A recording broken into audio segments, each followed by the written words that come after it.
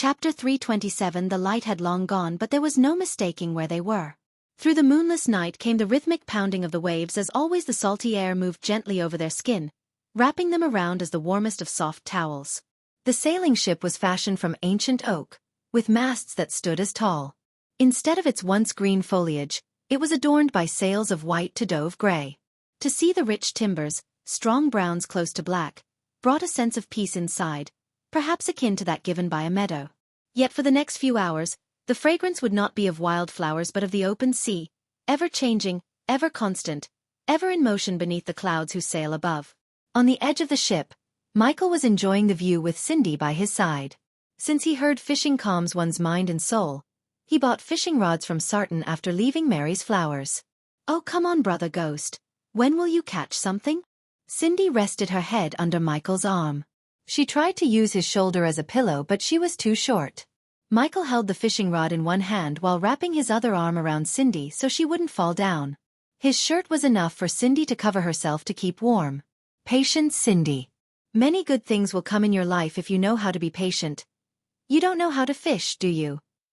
Nope, Cindy giggled. Michael had been waiting to catch a fish for hours. Catching a fish wasn't his goal. If it was, he could simply brew a bait that would attract fishes for miles. His goal was to calm his mind and soul. Recent events had shaken his calm mind, especially Gaia leaving him. There was an eerie feeling deep down in his heart like she was in some kind of danger. His mind was telling him to let her do this alone while his heart was telling him to help her. He always went with his mind instead of his heart. "Hey, you too," Olivia's voice sounded from behind. She bent her waist, leaning on the edge beside Cindy. "So Cindy, your brother managed to catch something?" "Patient, sister Olivia. Many good things will come in your life if you know how to be patient," Condi said with a serious voice. For a second, Olivia was stunned. "Look at that, words of wisdom from a little lady." Olivia ruffled Cindy's head before giving a loving kiss to her on the cheek. "Whoa!" Suddenly Michael felt his bait being bitten by something. "You caught it. Brother caught a fish." "Yeah." Michael had to tighten his grip around Cindy to keep her from falling down in excitement. "Hold her, Olivia." Michael let Olivia hold Cindy for a while as he started to slowly reel the fish in. "I wonder what kind of fish it'll be. Oh my god, please be orange tuna." Just like Cindy, Olivia also started to bounce up and down, clapping her hands in excitement. "Let us go pick up a bucket." Wiggling in Olivia's arms, Cindy shouted excitedly. The scene caused many of the crew and disciples to come to watch Michael. Fortunately, it was not a big crowd as many of them went to sleep in their quarters below deck. "Who likes campfire fish, boys?" Michael stood up on the ledge. "What's going on? Why aren't you people sleeping?" Claire walked out from the below deck to see a little commotion on the upper deck. She saw Ghost was standing on the edge, eagerly reeling the fishing rod. "Why aren't you in your bed?" Claire put her hands on her waist, shouting at Michael like a mad mother. "For God's sake, you have a tournament in 13 hours, the others made way for Claire. She came frowning, but when she saw how hard Michael was trying to reel the rod, she was stunned. Of course, she knew he wasn't using any arch energy. That might be a big fish. "Let me help you." With a swift jump, she comfortably landed on the edge beside Michael. "So nice of you to join the fun, sect leader Claire." "You know what, this is nice." She joined in by holding the fishing rod with Michael. "Where's Nightmare?" "I haven't seen him since morning. He said he's seasick and going for a fly." "Can dragons even get seasickness?" Michael questioned. "Beats me." Michael could contact Nightmare through his earpiece, but he wanted Nightmare to have some alone time. Just like Michael, Nightmare also missed Gaia. Life was boring for him without Gaia to fight. "Let's take this bastard home." Michael had enough with the fish. After Claire nodded, they used their full strength to pull the fishing rod up against the fighting fish. The moment the fish came out of the ocean, Claire's smile faded away into oblivion. Many of the people staring at the fish also had the same shocked expressions on their faces. "It's a black tuna, a giant 3-meter tuna fish that was charcoal black, wiggling frantically at the end of the line. There wasn't a single inch on its body that wasn't black." For Michael, he had no idea what made Claire so startled. She wasn't even blinking anymore. "This is bad luck." The moment these words escaped Claire's mouth, Olivia's scream reverberated the ship. The arch energy rushed into his veins as he pulled off the fish with one single lift. Since the shipbuilder decided it's a good idea to build the captain's cabin on the center of the upper deck, Claire couldn't see what's happening on the other end of the cabin. Teacher! Lightning dash, bolts of golden lightning covered him before he disappeared, leaving a trail of golden light. Everyone ran in the direction of Olivia's scream. Brother. Michael's steps came to a halt as he saw a dark hooded figure holding a silver dagger against Cindy's throat. The figure and Cindy were standing on the edge of the ship while Olivia was lying on the ground with blood trickling down from her mouth corner. Cindy was shivering in fear, yet there wasn't a single tear that came out of her eyes. The little girl promised Gaia that she won't cry anymore. She was holding that promise despite the cold dagger on her throat. Reaper Michael clenched his fist.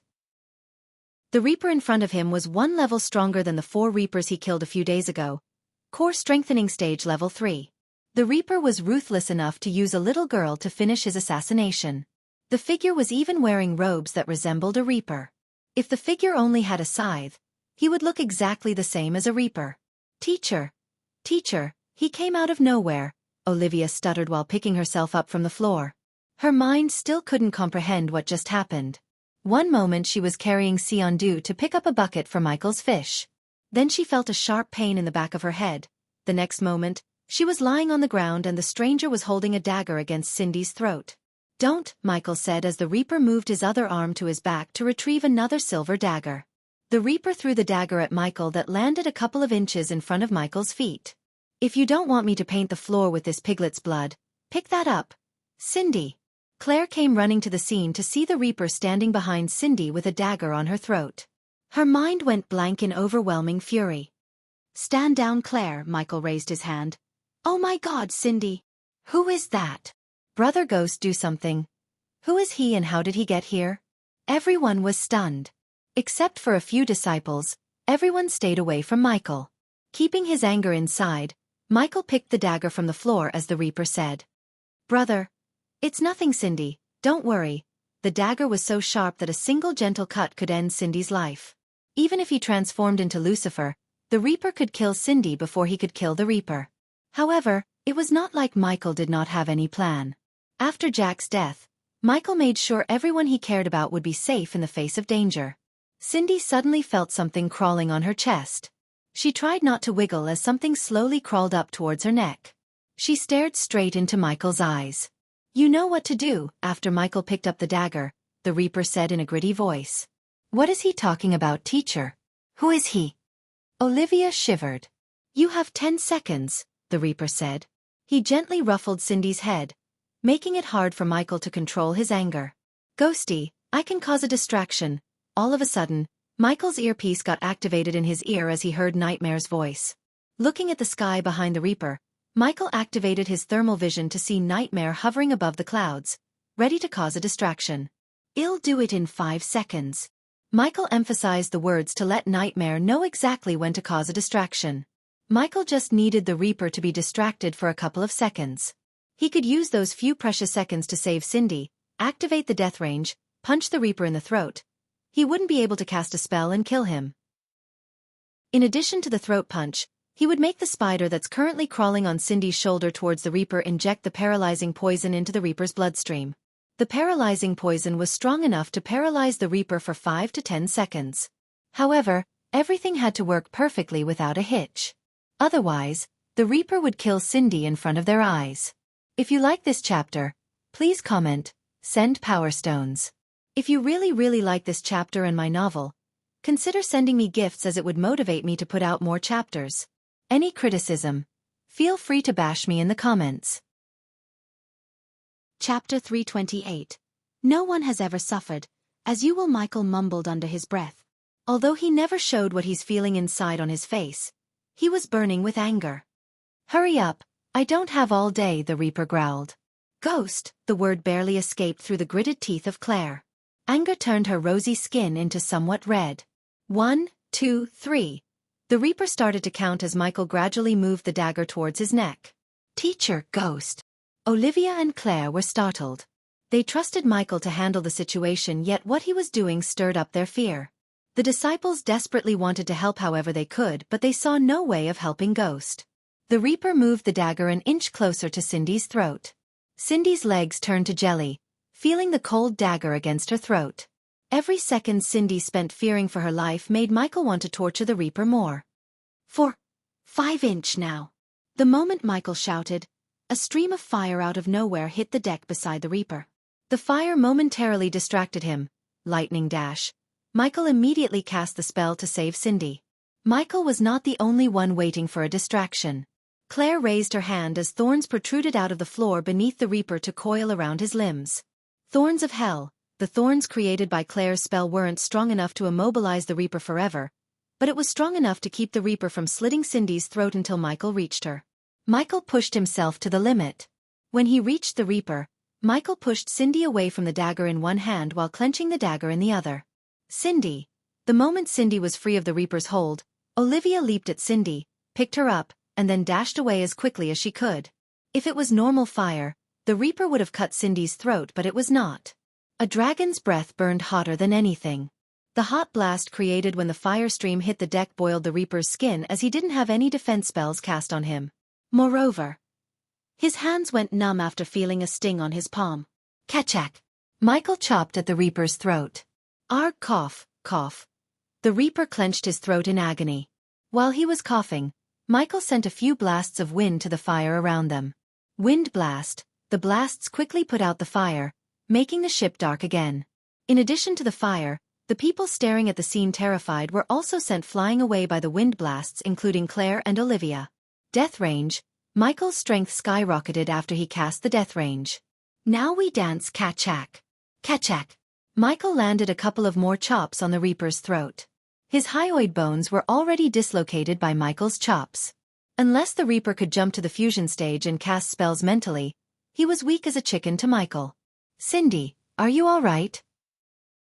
You poor thing, here, drink this. On the other hand, Olivia embraced Cindy tightly, afraid of letting Cindy out of her reach. Cindy was still shivering when she swallowed the healing potion. Teacher, Olivia looked up to see Michael lifting the intruder by his neck. Due to the darkness, she couldn't see his face. However, she could feel the cold killing intent radiating from Ghost. Everybody back off. Seeing the disciples who were sleeping in the below decks running to the scene, Claire shouted at them. She did not want the disciples to be caught in the crosshairs. Brother, Cindy reached out her hands to Michael. No, sweetheart, let's get away from them. Olivia rushed away to safety carrying Cindy in her arms. Boom. While she was running away, she felt a blast of force hitting her from behind. The force almost knocked her down. Regaining her balance, she looked over her shoulder to see Michael slamming the intruder onto the mainsail pole. We need to hand him over to the Guardians. Claire rushed over to Michael before the situation escalated further. He dies. The disciples felt a chill hearing Michael's cold words. When Claire got closer, she could smell the blood and booze from the intruder. The booze smell was so overwhelming that it made her twitch her nose. Michael couldn't care less about the Reaper's drunk status. It was obvious the Reaper made a stupid move to come here without an actual plan because he was drunk. The booze slowed down the Reaper's reflexes and dimmed out his ability to fight back. Boom. The entire ship shook when Michael slammed the Reaper against the main pole. Son of a b dash. Michael ripped off the Reaper's plain wooden mask of his face. Behind the mask, an old wrinkly face stared back at Michael. His eyes were gray, no facial hair. Not even eyebrows could be seen on his face. Arg. Claire saw Michael put his hand straight into the old man's mouth. Ah! The old man frantically shook his body as he was being electrocuted. Claire was unable to make up her mind whether to help the old man or not. Some of the daredevil disciples quickly lit the torches on the deck to see what Michael was doing to the old man in clear light. The torches radiated a bright orange light, revealing everything to them. They saw Ghost standing in front of an old man with his arm inside the old man's mouth. The man kept wiggling to escape. His gray eyes almost turned red in agony. All of a sudden Michael pulled his arm out of his mouth as blood splattered on the ground. Is that?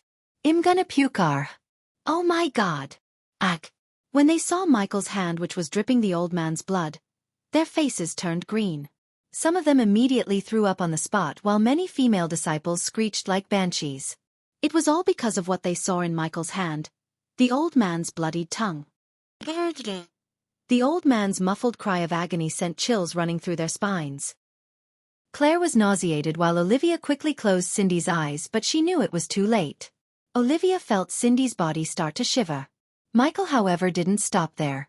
I'm starting to get creative. Can you guess what I'm about to do next? Michael let go of the Reaper's neck as he fell down to the floor. The old man wiggled like a fish out of the water in excruciating pain. Teacher, stop. Ghost, listen. Olivia and Claire came running to Michael, hoping to bring back Ghost from his rampage. Oh, I forgot you got no tongue.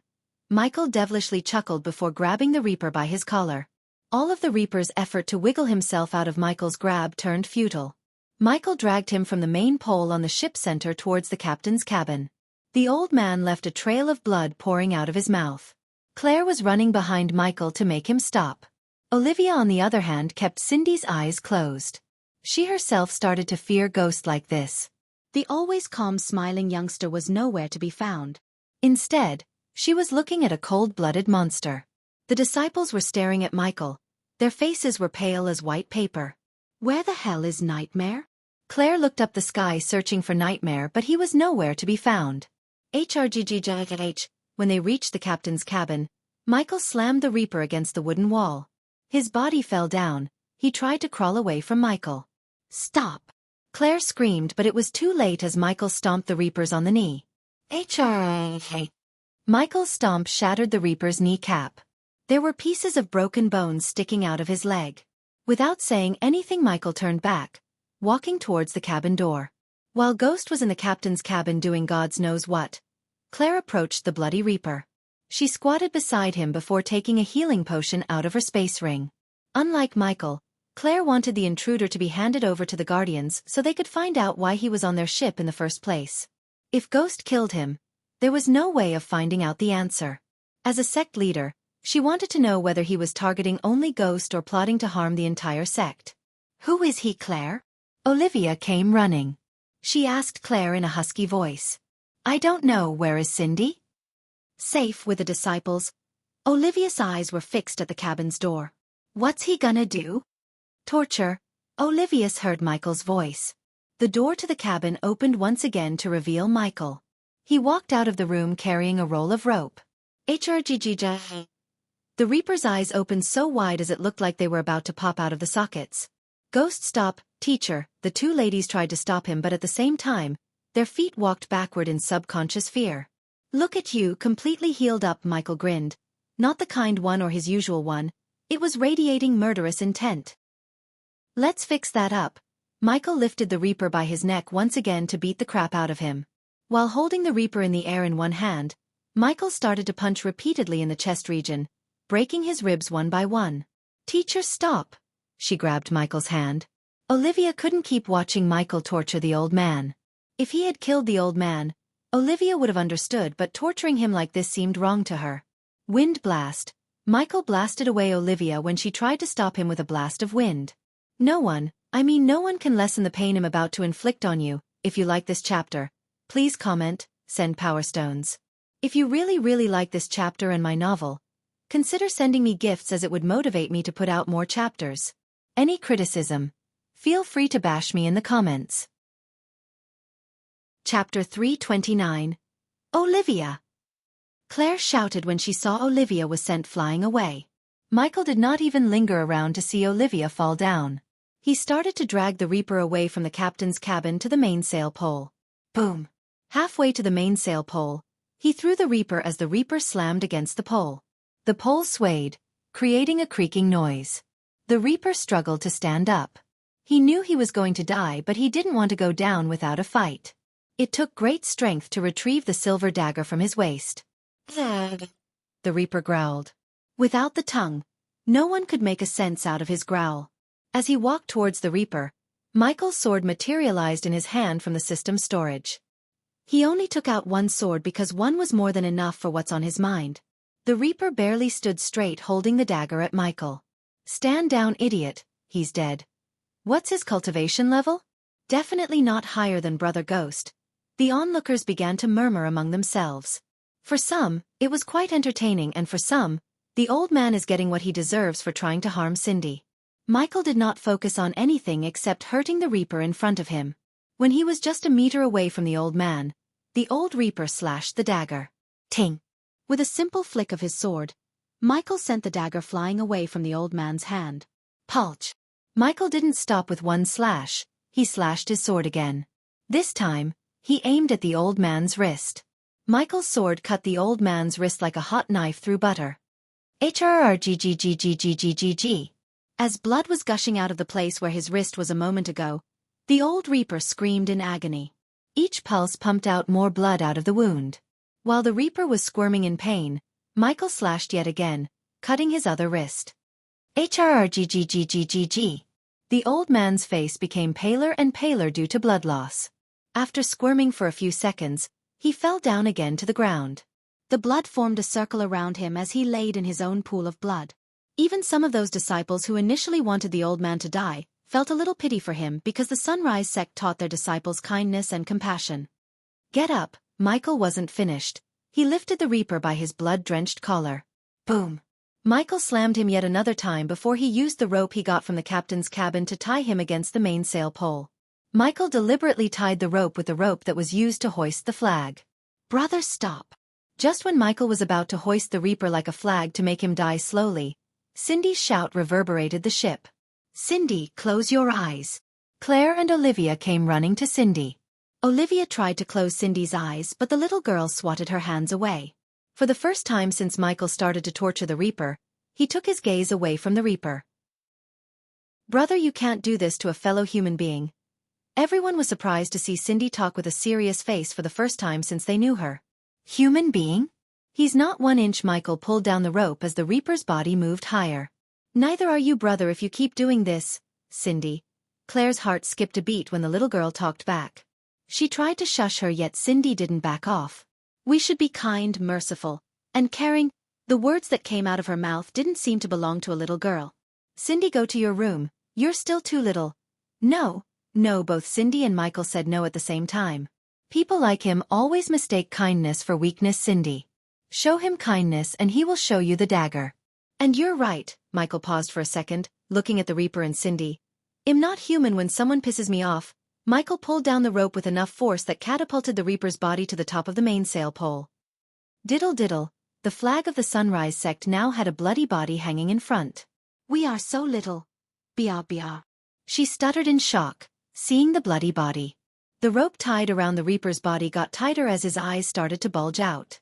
In addition to his eyes bulging out, the blood oozed down onto Michael, bathing him in blood. He looked like a demon in everyone's eyes for a second. Kill or be killed, Cindy. You'll realize this when you grow up and learn how this world works, Michael said. Teacher, you're sick, Olivia said to herself. Perhaps, everyone on the ship had the same thought appear in their minds. Somewhere else in the Elon continent a few hours ago, the clouds were the kind of gray that would make any quarry rock proud, as if they were so pleased to echo the ground. All the gray, all that swirling water in the sky. Condensation was bound to happen sooner rather than later. Above these gray clouds was a desolate quarry. As far as one's eyes could see, there wasn't a single tree or any plant for that matter that could be found except for boulders and a group of angry reapers wearing nothing but black robes. Each of the reapers looked exactly like the reaper that attacked Michael's ship. The reapers were rushing from all directions towards a woman who was sitting on a pile of dead bodies. She was calmly watching the reapers while sharpening her swords by rubbing them together. Her long black hair fluttered in the wind, revealing the drops of blood on her alluring face. From her long coat to the fingerless glow to the boots she wore, everything was black as the darkest night. The pile of bodies she was sitting on contained at least 30 dead reapers. All of them were core strengthening stage level 6 cultivators. Yet none of them could stand a chance against her. Even when there were 20 more reapers rushing towards her with their weapons raised, there wasn't the slightest fear in her eyes. Twinkle, twinkle, little star. She flicked her wrists as the blood on the sword splattered onto the ground, revealing the black blades of her swords. Her voice was gentle, yet at the same time, it was filled with a murderous aura. How I wonder what you are. A thin layer of gold energy enveloped her body as she gracefully stood up to walk towards the live reapers. Up above the world so high as she was walking, a crimson-red fire started to coil around her swords like snakes. Soon, the fire enveloped her whole body. The fire burnt so hot that even the pebbles on the ground turned into charcoal. The reaper came to a halt when they felt the air getting hotter and hotter.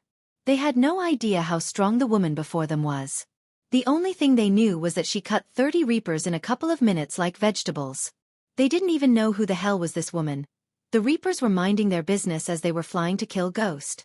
But all of a sudden, she appeared out of nowhere, ambushed them, and killed their colleagues except for one. She let one alive so he could bring backup. Like a diamond in the sky. The moment she said the last word of the rhyme, she leaped so high into the sky. She then swirled her swords as the fire formed a circle above her head. Die! She pointed the two swords at the reapers. The circle of fire transformed into a chakra before soaring through the sky towards the reapers. Turtle shell. Snow prison. Earth shield. The reapers immediately cast defensive shields around them. However, none of their shields were protected from the fire. It melted through their shield to reduce them into nothing but ashes. Pathetic weaklings, the woman snickered. With a single spell, she took out half of the reapers. Those who survived were blasted by the shock wave. Run! After seeing how reality she killed the reapers, the rest of them lost the nerve to fight her. Hellfire circle hovering above the reapers, she waved her hand. The very next moment, the crimson-red fire turned ominous dark purple. The stream of purple fire shot out from both of her swords, forming a cage around the reapers who tried to run away. The grim reapers who were feared by everyone were stuck in the cage of fire, waiting to be killed like insects. She slowly descended from the sky. The ceiling of the fire cage opened up to let her obediently. Pulch! Pulch! Pulch! Pulch! She gracefully sliced and diced the reapers who were unfortunate to be closer to her. Each of her sword slashes cleaved a head clean off a shoulder. After killing another 4, she didn't even move. She just waved her sword, creating a crescent-shaped wind blade with her swords. More blood splashed across the ground, painting the gray ground red. The cage was her killing ring, and the reapers were nothing but mere cattle that were waiting to be butchered. Why, who are you, lady? The last remaining reaper tried to crawl away from her. His half of the body was burnt by the purple flame. Before he died, he wanted to know who killed him and why. She kicked him in the gut before squatting down beside him. Tell your friends you guys picked up a wrong contract. The woman ran her sword through the reaper's neck. The reaper slightly sighed inside, thinking that she might let him live.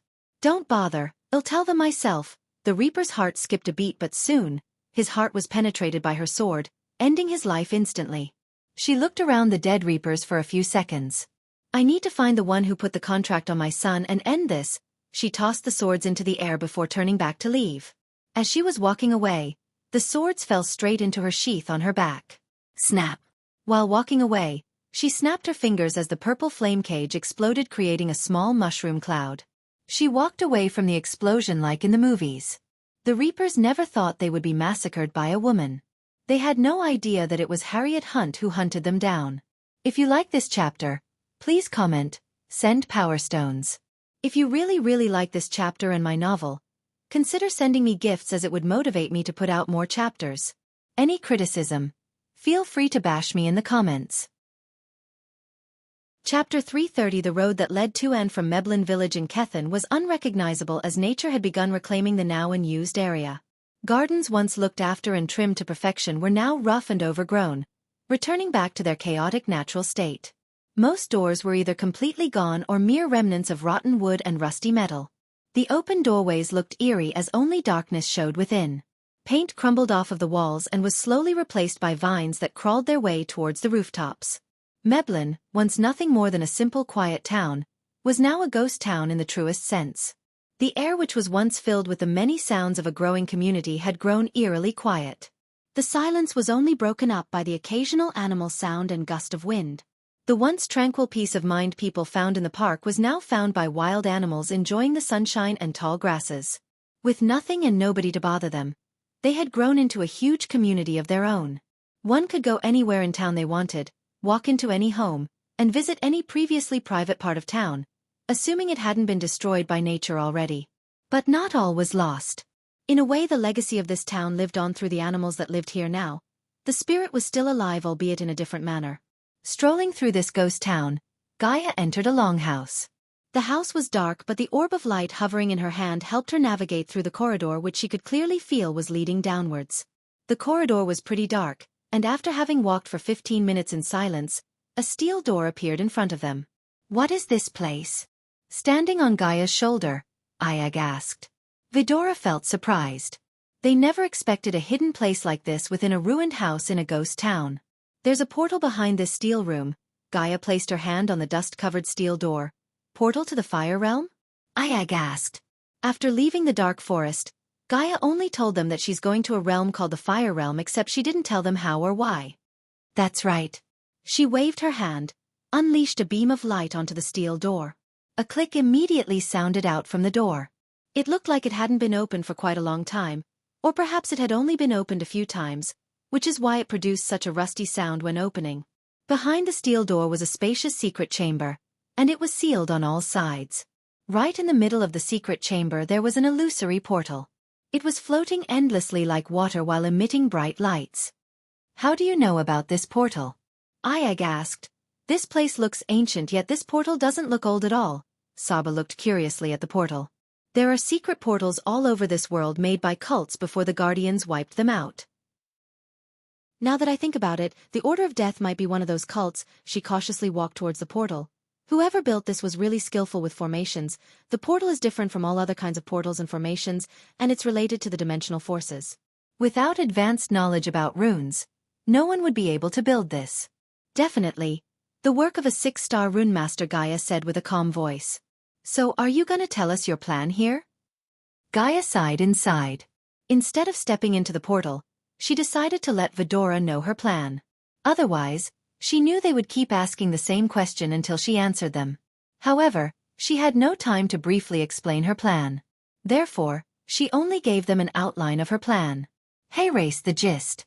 We go to this realm, find something called the Satanic Key, enter the blood cave using the key, find the 5-headed ancient serpent, kill it, and absorb its soul. She made it sound easy, but she knew it would take everything in her to survive inside the fire realm, let alone defeating the ancient serpent. However, she was resolute in getting this done. If she could absorb the ancient serpent, her body and soul would go through metamorphosis. Just like Nightmare, only her metamorphosis would catapult her cultivation level to multiple stages higher. Why do I get the feeling we're gonna get our asses kicked soon? I told you not to come, Gaia shrugged. Shut up and activate the portal. This place freaks me out, Ayag complained as Gaia rolled her eyes. She told Vidora not to come with her, yet Ayag insisted on coming with her. In fact, Ayag gave Gaia only 2 choices. It was either bring them along or they would tell Michael about her departure. Since Gaia didn't want Michael to come with her as she didn't want to endanger his life, she brought Vidora with her. Fine. With a flip of her palm, she retrieved a golden-colored token from his storage ring. It was about the size of a palm, and it looked to fit right into the slot located at the center of the portal. She took a step forward, gently placing the token into the portal. An instant later, the portal produced a buzzing sound, then it started functioning. Swoosh swoosh. Followed by the activation of the portal, a wild wind swept across the entire secret chamber. Celestial energy was leaking out from the portal, making it difficult for them to breathe. Buzz. Not long after that, a pitch-black tunnel appeared right in the middle of the portal. Freezing winds immediately violently blew out from it. It was so cold that it felt like it was coming from eternal darkness. It sent a shiver down the spines of all who heard it. Even the usually calm Kane's expression changed upon sensing this. Gaia, however, was standing right in front of the storm with an indifferent expression. Ayag stuck her tongue out and felt excited as well. Just like Gaia, Ayag did not fear danger. She became excited upon encountering danger. Both loved thrilling adventures. They liked the feeling of excitement. Let's go. Gaia leaped forward, disappearing into the tunnel. Click. Right as Gaia disappeared, the tunnel instantly closed. The portal had also stopped functioning. The golden token popped out from the slot before turning into nothing but ashes. Swoosh, swoosh. The freezing wild wind never seemed to stop. Hoo hoo. Ayag screamed excitedly, putting her tongue outside. Hold on to us. Saba, on the other hand, screamed into Gaia's ears. He wanted Gaia to hold them in her hands rather than letting them stay on her shoulders. This is awesome, Ayag kept screaming. She did not worry about getting thrown into the spatial tunnel. After hearing Saba scream, she lifted Vidora from her shoulder to hold them tight in her hand. Only then Saba heaved a sigh of relief. Gaia was moving along the flow. There were whirlwinds everywhere, and the tunnel looked variegated. The whirlwinds kept blowing into the tunnel, causing her face to hurt. The more they traveled, the more the tunnel seemed shaky and unstable, as if it was going to collapse at any time.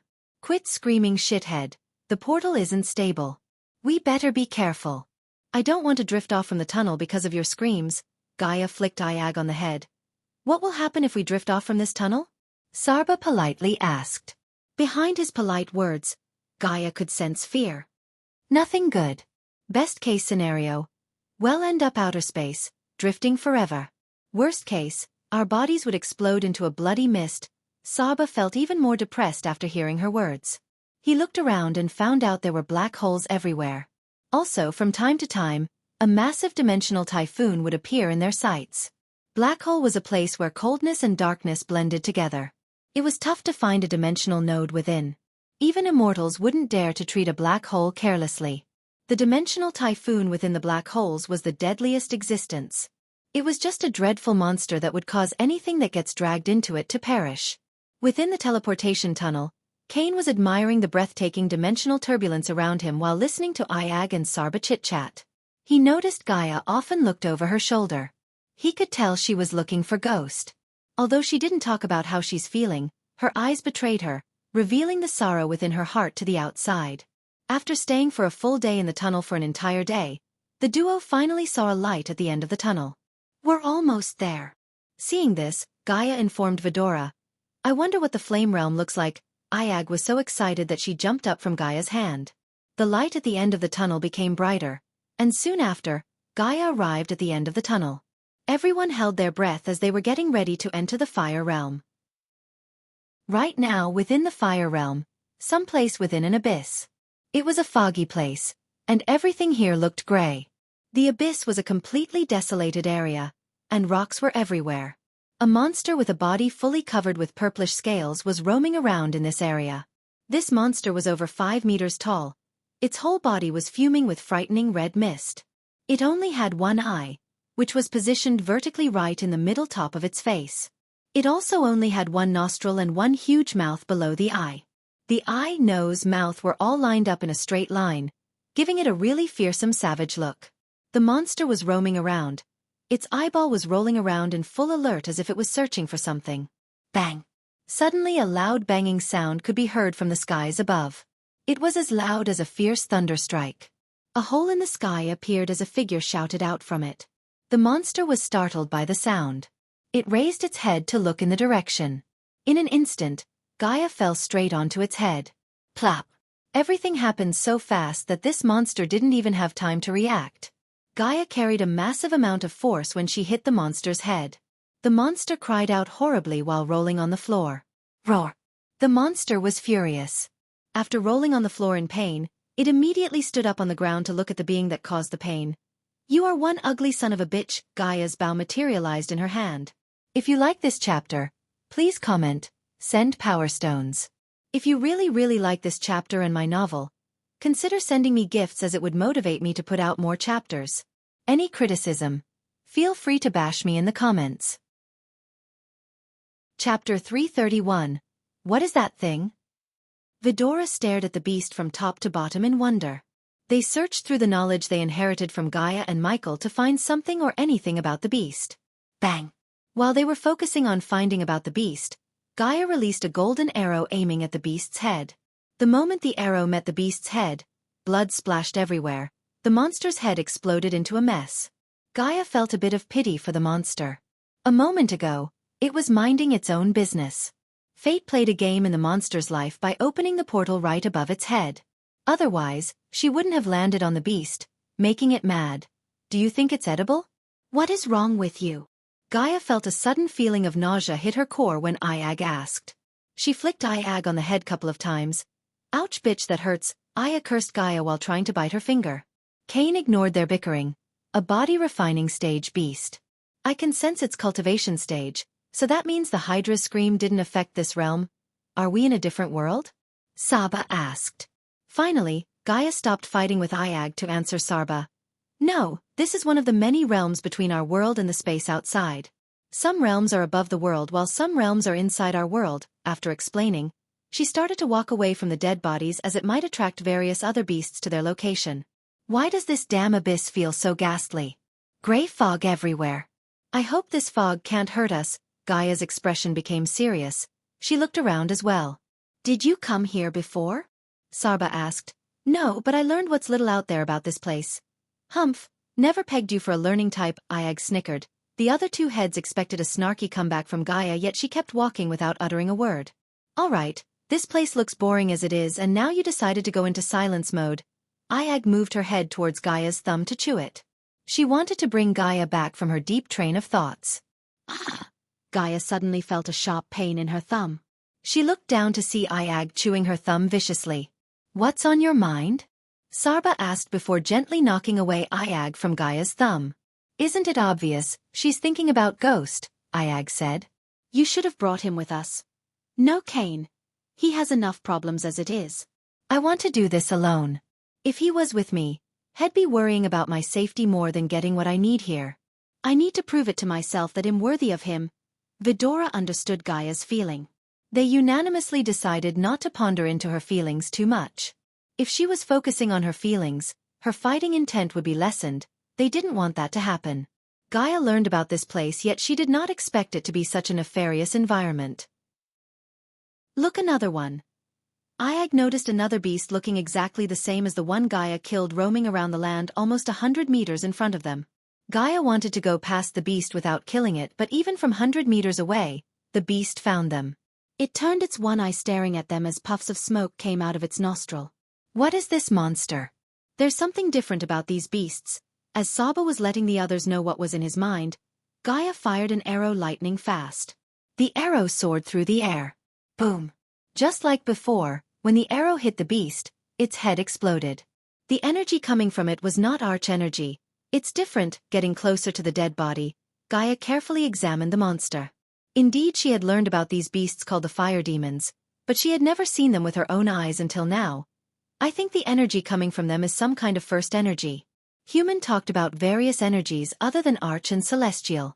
Since this is not celestial, it must be first energy, at least a variant of it. She paused for a second before going on. According to the legends, these fire demons have a really strong body and incredible muscles, and its most powerful weapon is its vertical eye, which can unleash a powerful light that can cause damage directly to one's soul. These beasts only exist in ancient realms like this one. We need to be careful here. I don't think there are only body-refining beasts here, Gaia sighed inwardly. The ancient script she had read about ancient realms told her that the fire realm had suddenly appeared 3,000 years ago. It was the same time the Guardians completed a ritual that made the gods lock the Dark Lord's seed in a universe with no magical energy. A void universe. Since we're so close to this beast, we should get the monster core. Gaia put her hand inside the bloody mess on the ground. She searched for a few moments before grabbing the monster core of the beast. Vidora saw her pull a hand-sized black orb from the bloody mess. She quickly put the core inside her space ring. You're right. I, the master dog, have a copper head and iron bones. Even if the ancestor of this fire demon was here, it wouldn't be able to withstand a single head slam from this master dog. I can sense strong energy radiation from this thing. I wonder if you can absorb this energy? Asked Kane as Gaia shook her head. I can't, but I bet my freaky human can. Speaking about Michael put a smile on her face. Not all beasts contained monster cores, but if a monster core contained arch energy, any individual being from any race could absorb the energy. Nevertheless, monster cores that contained anything other than arch energy or celestial energy couldn't be absorbed by a being, as they contained too much impure energy. Absorbing it by force would seriously impact the person's cultivation, and it could even make them enter a state of coma. Usually, monster cores above the body strengthening stage were extremely rare because any beast that reached core formation would choose to live in places hidden from the hunters. Most of the time, these beasts would form a pack to keep themselves safe from hunters and get rare herbs that let them cultivate faster. After putting the monster core in her space ring, she shot out a ball of flames and burned the body to ashes. Roar! Right at this moment, a loud roar sounded out from somewhere not far away from where they stood. It sounded deep and a little hoarse, which made it extremely terrifying. They immediately turned around to look in the direction. In an instant, they saw a monster which was glowing brightly appearing not far away from them. It was slowly walking towards them. Although she burned the body, it was too late, as the monster was attracted by the smell of blood long before she burned the body.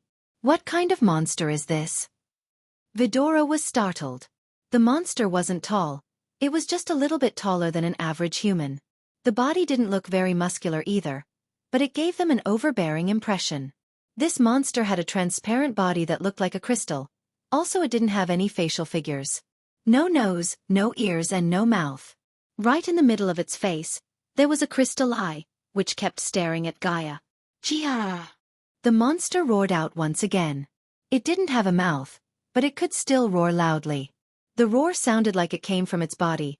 It was enough to send shivers down most people's spines. If any ordinary girl saw this strange monster, she would definitely be scared to the point she screamed as loud as she could. But Gaia didn't move at all. Since the Hydra's scream didn't affect this realm, she could easily find out the cultivation level of this monster. It was only a core formation level 1. Although it was considered pretty strong, it couldn't pose any threat to her. Unlike the 2 beasts she killed before, the beast approaching her looked nothing like the 2 beasts. This beast was transparent like a crystal and had only 1 eye. No other facial features. Lucky us, another ugly thing came to greet us. Ayag rolled her eyes. I once read a book called Ancient Beings. It recorded all sorts of monsters and beings. By the look of this beast, it must be Glass Wraith. You seem to have read an awful lot of books for an orphan. Ayag frowned. Not only Ayag but also Sarba and Kane felt surprised by her knowledge about this world. They even saw Ghost ask her for information, and he was a freak of nature who could do anything in their minds. In the short amount of time they followed Gaia, it felt like there was nothing that she didn't know. If I told you I am a princess, would you believe me? Gaia looked at Vidora with a small smile on her face. You? A princess? Ha ha ha, Ayag burst into laughter after hearing Gaia. Stop playing around and kill that beast, roar. The Glass Wraith roared out once again. Somewhat Kane had a feeling that the beast wasn't surprised to see the human in front of it. To Kane, it seemed like Gaia didn't tell them the whole story about this place. The Glass Wraith carried an extreme killing intention as it quickly sprinted towards her. Since this ugly fucker is tired of living, we should send him to hell. Ayag was laughing out loudly in excitement as Gaia knocked a fire arrow on her bowstring, preparing to shoot the moment the beast come into her target area. One more chapter about Gaia's adventure and we can finally start the tournament. If you like this chapter, please comment, send power stones. If you really like this chapter and my novel, consider sending me gifts as it would motivate me to put out more chapters. Any criticism, feel free to bash me in the comments. Chapter 332 Boom.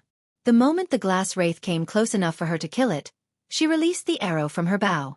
The fire arrow left a trail of blaze of fire in the air staring from Gaia's bow to the beast's location. The arrow hit its target creating an explosion. She infused the arrow with her cultivation power to obliterate the Glass Wraith. The beast's body shattered instantly because of the impact. It turned into pieces of crystals and scarred across the place. Humph, so weak. Ayag was laughing out loudly seeing how easily the arrow killed the beast. However, before she could finish having a laugh, her eyes went wide in shock. The 3 heads could see the broken crystal pieces assembling back to normal in an instant, making the Glass Wraith whole again. Roar. Hey, race a lesson for you, Ayag. Never laugh too soon. Unlike Vidora, Gaia knew this would happen.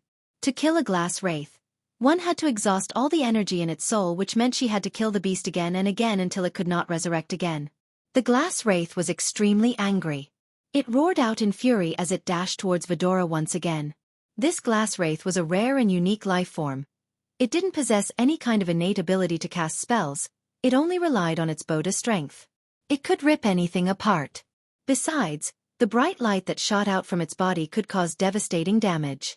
Anyone who got hit by it would either die or suffer severe injuries. What are you waiting for? Kill it. Vidora felt somewhat depressed, even humiliated when the Glass Wraith resurrected. In a blink of an eye, Gaia fired another fire arrow at the beast. Just like before, the shattered Glass Wraith was restored back to its original shape, which looked and felt exactly like it did before. What the fuck? Ayag's fury ignited. She felt like she herself was fighting the Glass Wraith. Calm down. We need to kill the Glass Wraith again and again until it has no energy left in its soul to resurrect itself, as she said. She fired another arrow before the Glass Wraith could leap towards her. Yet again it shattered into crystal pieces before assembling its whole body again. What an abnormal monster. Only we had this ability. Ayag's eyes sparkled. Who would be able to kill us? Ayag wondered. Stop daydreaming. After all the time they spent with Gaia, Ayag was used to getting flicked on the head. So when Gaia flicked her this time, she just ignored instead of bickering. Boom, boom, boom. Gaia fired a fire arrow one after another, shattering the Glass Wraith again and again. After being killed several times, The glass wraith's energy in the monster core reached a critical point. Realizing the threat of imminent death, the beast immediately turned around, fleeing with extreme speed. Since it was a core formation level beast, it possessed basic intelligence, hence, it finally understood how powerful its opponent was. If it continued fighting, it would get itself killed here. It's running away. How we got that bastard? It didn't take a genius to figure out why the glass wraith was running away. Because its resurrection caused some slight humiliation to Iag. She wanted nothing more than seeing the glass wraith shatter into pieces and not getting resurrected again. Gaia was not in a hurry to kill the glass wraith. She let it run for a few more seconds before firing the arrow. The blazing arrow soared through the air, aiming at the glass wraith's back. Just as before, the arrow made the body explode, but this time, the shattered pieces stayed as it is. Buzz, followed by a buzzing sound. The broken crystal pieces which were shattered around the place formed into a fist-sized crystal ball that floated in the middle of the air. Is that the glass wraith's monster core? This is something good. Vidora noticed a curious look emerging on Gaia's face. Gaia had quick hands. In an instant, she grabbed the crystal ball with her hand, then she said, "Wow, this contains pure arch-energy and even a sliver of celestial energy within. Didn't you say the monster cores of the beasts here contain impure energies? What makes this one different?" Iag asked. No one can absorb the monster cores found in the beasts here without purifying them first, but this one is different. According to ancient beings, the glass wraith is born from nature after having absorbed pure arch-energy.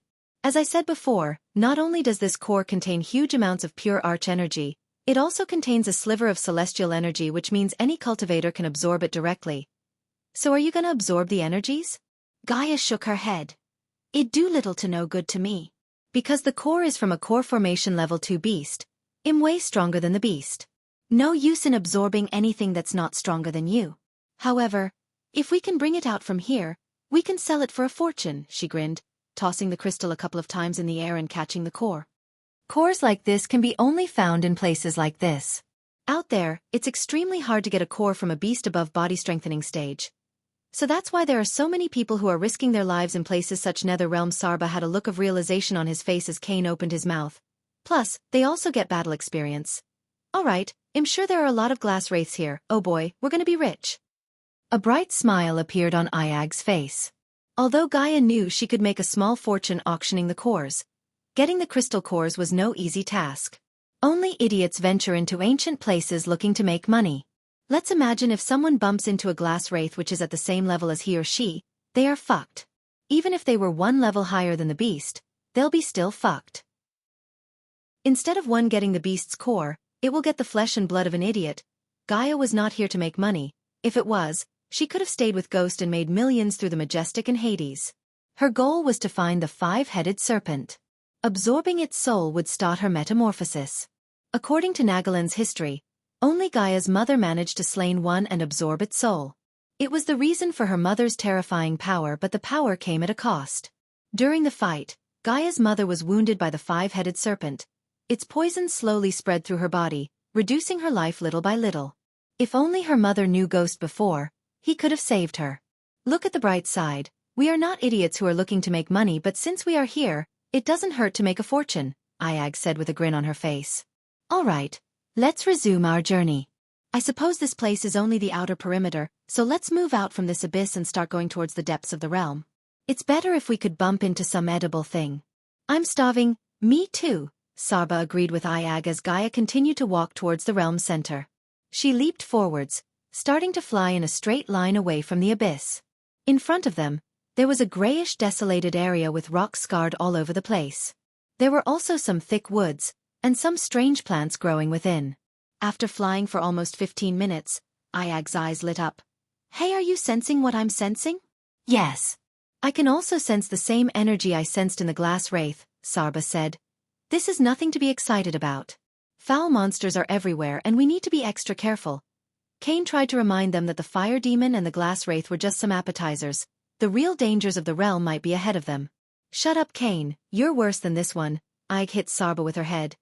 No matter what kind of beasts come, they will flee getting their asses kicked. Hey Gaia, just be ready with your bow.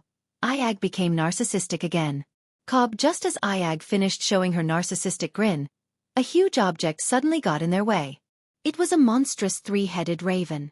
The raven was almost 5 meters tall while fully covered with black feathers. Coupled with its 3 heads and humongous size, it could easily scare someone with its looks alone. You just had to open your mouth, Kane sighed. Swoosh! Gaia saw a black fog kept rising from the black raven's body. It was neither dark nor ominous as the smoke that would envelop Ghost when he's in his full Dark Lord persona.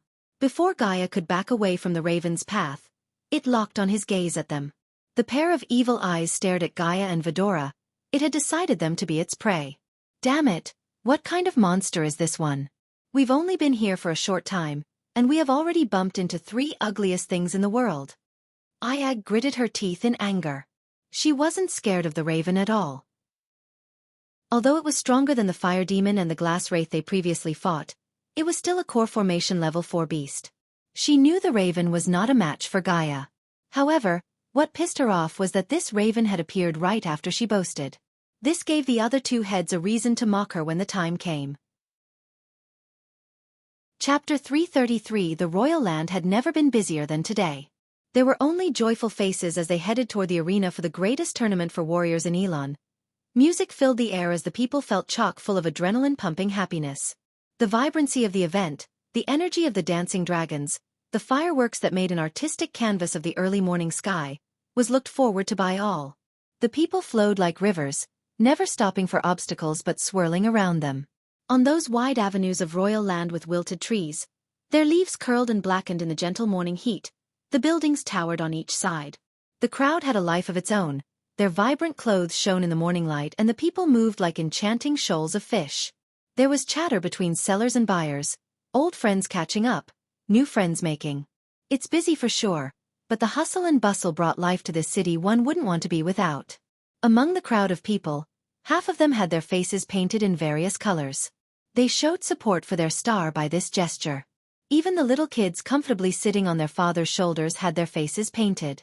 Life might be hard for some, but today, there wasn't a face that did not show a wide grin. Excitement, adrenaline, fans, and a perfectly manicured turf were all things that came to Ethan's mind when he entered the arena through the VIP entrance. The Ataxia was one of the most impressive arenas he has ever been to. If anyone visited this arena for the first time, they would be overwhelmed by the size and beauty of its massive structure. The majestic arena stood almost 600 feet high and could seat 130,000 roaring fans. The first thing Ethan noticed when entering the stadium was the ocean of crowd. He thought it would be more suitable to call them fans as there were so many of them, wearing the various colors of clothes, painted faces, and carrying boards that had their heartfelt message written on them. For people like Ethan, it was just a board, but for the die-hard fans, they were like bridges that connected them with their stars. They waved the boards up in the air, hoping their stars would take notice. The entire arena filled with people was so beautiful. It was like a painting painted by the happiest painter in the world. There was excitement and anticipation in the air as the thousands of fans started singing and chanting for the sex and the stars they support. The noise kept getting louder and louder as other fans arrived and joined in. There were thousands of fans, cramming their way into every available seat. The seats for anyone except VIPs were made of cold, hardwood, and painted white and yellow, the 2 colors that represented the royal land. Although the wooden seats were not really comfortable to sit on as they were built so close together, so one had to squeeze into them, the excitement in their hearts overshadowed the discomfort felt by their bodies. The arena had loads of smells. Ethan could smell the gentle morning breeze. The aromas from different foods were so strong he could actually taste them in his mouth.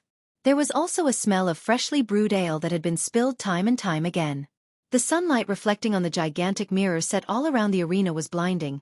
It shone down on the field, the crowd, and made everything look so bright and dazzling. In addition to the mirror, there were lights set on massive metallic structures, which held them high above the arena.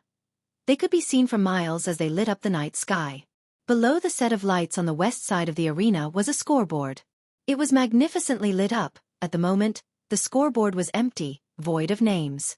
After looking at the accommodation for the normal people, he was glad he was able to buy VIP tickets. The VIP accommodations were located on the east side of the arena, closer to the battle area, built on an elevated stage to give them a clear view of the fights. Moreover, their seats were not wooden chairs, they were recliner cushions. On top of better seating in view, The VIP balcony also had ruby cuisine stalls set up so the VIPs could get better and tastier foods, and merchant stalls that sell opera glasses for children and for those who have problems with their eyesight.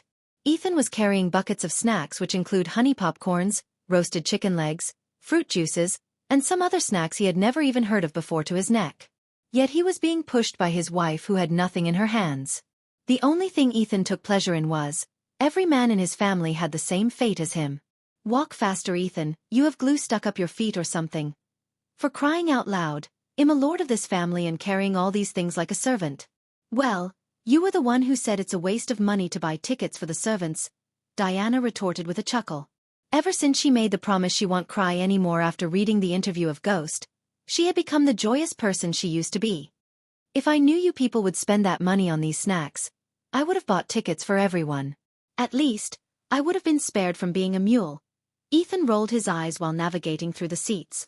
Stop bickering, you two. These are our seats, Imelda reminded both Diana and Ethan. She first let the kids take their seats while supervising the men to their seats. In the Winston family, after Ethan's parents and Diana, Imelda held the highest authority. All the family members looked up to her leadership when Ethan was stuck. She was a natural-born leader. Among the three Hunt sisters, Diana was the rebel, Natalia was the silent child, and Imelda was the opposite of both of them. She was a disciplined, outspoken child. More than anything in the world, she loved her sisters. That was the reason that even after running away from our continent, she refused to get married, as she had seen marriages tear apart a family. She never wanted to be put in a situation where she had to choose between her family and her sisters. To this day, Imelda never regretted her decision not to get married. Everyone in the Winston family loved and adored Imelda. The children loved just as much as they loved their mothers, or even more. Miriam, don't fight with your brother. Bernie, you take that seat over there. Uncle Fedor, don't you dare stick that gum under that chair. She was the last person to take her seat after scolding, diffusing fights, and disciplining everyone. The entire Winston family was here except for Rowena, Natalia, and her husband, who refused to see their son getting beaten. What would we do without you? Diana squeezed Imelda's hand when she took her seat beside Diana. You guys will be like headless chickens without me. Imelda chuckled while playfully pinching Diana's cheeks. Suddenly Imelda's smile became a frown. You look different, Yen. Diana hoped she wouldn't notice the difference, even though she deep down knew Imelda would. Diana shared everything with her two sisters, however. This time, she wasn't going to. No one must know about her leaving the house to kill the Reapers. Michael met only 4 Reapers, but in reality, more than 50 Reapers had picked up the contract for his head. It was Diana who kept the Reapers from swarming Michael. Of course, she knew she couldn't keep track of every single one of them. That was why she shadowed Ghost from a distance. Even when Michael killed the 4 Reapers in a forest and killed a Reaper on his way to Royal Land, she was always there for him in case something went wrong. Seeing her son battle people ahead of his cultivation stage reminded herself of her. She was proud, but at the same time, she was also worried. You know, I'm just excited to see him again. Imelda knew by him. Dien meant Ghost. Diana hid her secret life by telling Imelda the truth instead of a lie. I hope Andrews don't get on the stage with him, Imelda sighed. They spoke in whispers so the others couldn't hear them. Not that anyone could in the cheers of the fans. Where are they anyway? Imelda looked around to locate Noah and his group. With Maisie's family, I think, Diana said. Maisie's family here. Imelda grinned with excitement. Ever since she met the cute little girl, she wanted to meet her family. Do you know Maisie hates him? Suddenly Ethan came into the conversation. He emphasized the word him. The two ladies turned their heads at the same time to look at Ethan. Now that you said it, I did notice the little girl frown when something comes up about him. Boom! Boom! Boom! Just as Ethan was about to tell them what happened inside the Nether Realm, 3 loud bell sounds reverberated the arena. Immediately the crowd went silent. Welcome to the championship tournaments, a cheerful male voice sounded after the bell sounds. With this, the tournament has finally started. If you like this chapter, please comment, send Power Stones. If you really like this chapter and my novel, consider sending me gifts, as it would motivate me to put out more chapters. Any criticism, feel free to bash me in the comments. Chapter 334. Soon after the voice sounded, from inside the perfectly manicured grass field, a navy blue tubular-shaped structure made of energy emerged. 3 people were sitting inside the structure. From the onlooker's point of view, it looked like a giant pill with 3 people sitting inside before a large table. On the left sat a red-haired man in his early 40s. He was neither too thin nor bulky. His cheerful smile showed his playful character. On the right side was another man who seemed to be in his early 60s. On the contrary to the red-haired man, this white-haired man had a solemn look on his slightly wrinkled face. Stuck between the two was a young girl in her mid-teens. She had dull orange eyes and her elbow-length, curly, pink hair was neatly braided. The commentator pill was etched with runes that amplified their voice throughout the arena. First of all, the championship tournament committee likes to convey our deepest apologies for the postponement. The red-haired man spoke in an apologetic tone. It's not as if we went on a trip. They all know about the void day. The committee needed to come up with some way to determine the competitor's cultivation level, the white-haired man said without hiding his over-the-head arrogance. Gentlemen, I think we first need to introduce ourselves, don't you think? The girl let out a playful giggle before talking. Ladies and gentle, we are your commentators, for both tournaments, Ishihara Minako. I am James Hall, 2 times Royal Times Best Commentator Award winner, the cheery red-haired man said with a laugh. Everyone could sense the pride behind his laugh. I am Darius Russell, former swordmaster of Aragoth. The audience began to gasp when they heard the man. No one reacted the same way as they did for Russell as they did for James because the position of swordmaster of Aragoth outclassed the Best Commentator Award by miles. Moreover, anyone who got the swordmaster title held a highly esteemed position in society, as even the kings would show them respect. Hence the reason for Darius' pride. Now that we introduced ourselves, let's bring the battle stage up. Darius clapped his hands together. After the runes amplified the clapping sound to the entire arena, everyone heard a loud cracking noise emerging from inside the grass field. Many people stood up to look at the grass field. They saw the grass field split open in the middle. The 2 halves of the grass field slowly retracted sideways as a spacious circular stage emerged from within. In a couple of minutes, the lush green grass field was nowhere to be seen and replaced by a grayish round stage. The stage could easily hold 70 to 80 people without each of them feeling crowded. Before we move forward, let us explain the format of the competitions, Ishihara said in a playful voice. You ladies and gentlemen may already know, we have 2 championship tournaments. One for body strengthening stage cultivators and one for core formation stage cultivators. Both tournaments have the same format. Swordmaster Darius. James looked at Darius to explain the format as the swordmaster began to talk in his serious voice. The tournaments have 6 rounds, the last 3 being quarterfinal, semi-final, and grand finale respectively. 100 participants will start the tournament and fight in the first round. The second round will have 40 people, Darius said. You know what that means, ladies and gentle. Bye-bye for 60 youngsters after the first round. Hall chuckled as Darius continued. Out of 40, only 20 will go to the third round. At the end of the third round, the judges will eliminate 10 participants based on points and votes. Darius paused for a moment to let Hall speak. Due to complications during the last couple of tournaments, the tournament committee decided not to disclose any information about the judges. The judges will be anonymous, so don't try to find them, or worse, bribe them. Everyone in the arena knew his words were directed to the powerful noble families. They were the ones who would try to bribe the judges to get the youngsters of their family closer to the championship titles. In the past, the tournament committee had to spend millions of gold coins to ensure the safety of the judges as well as the integrity of the tournaments.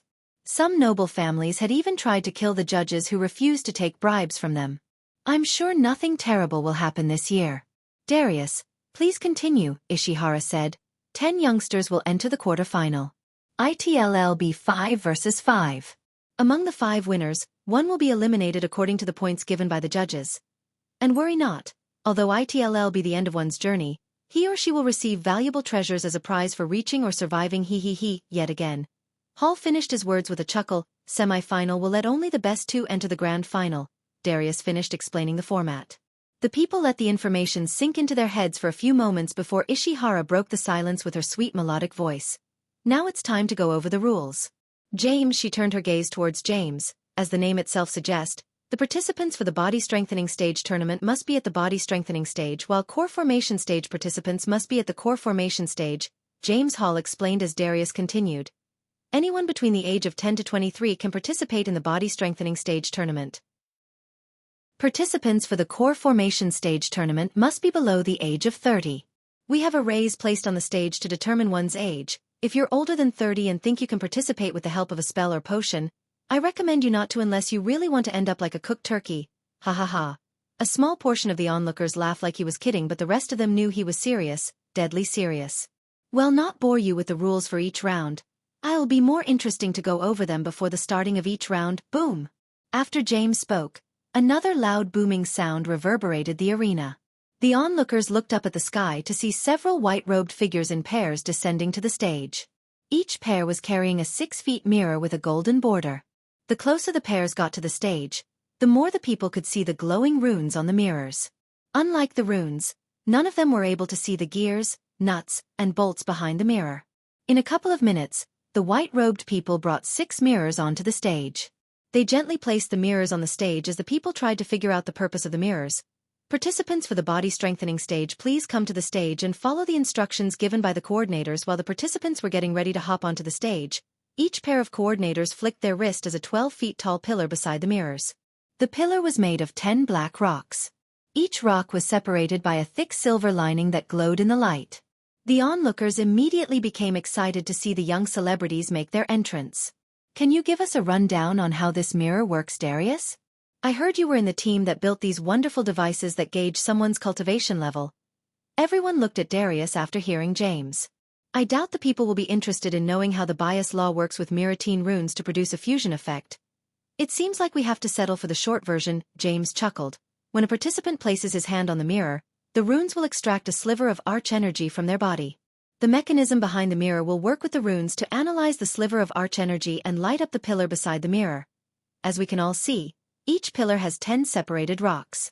I assume each of the rocks will represent a level of one's cultivation stage, Ishihara asked. Yes, the level goes from bottom to the top.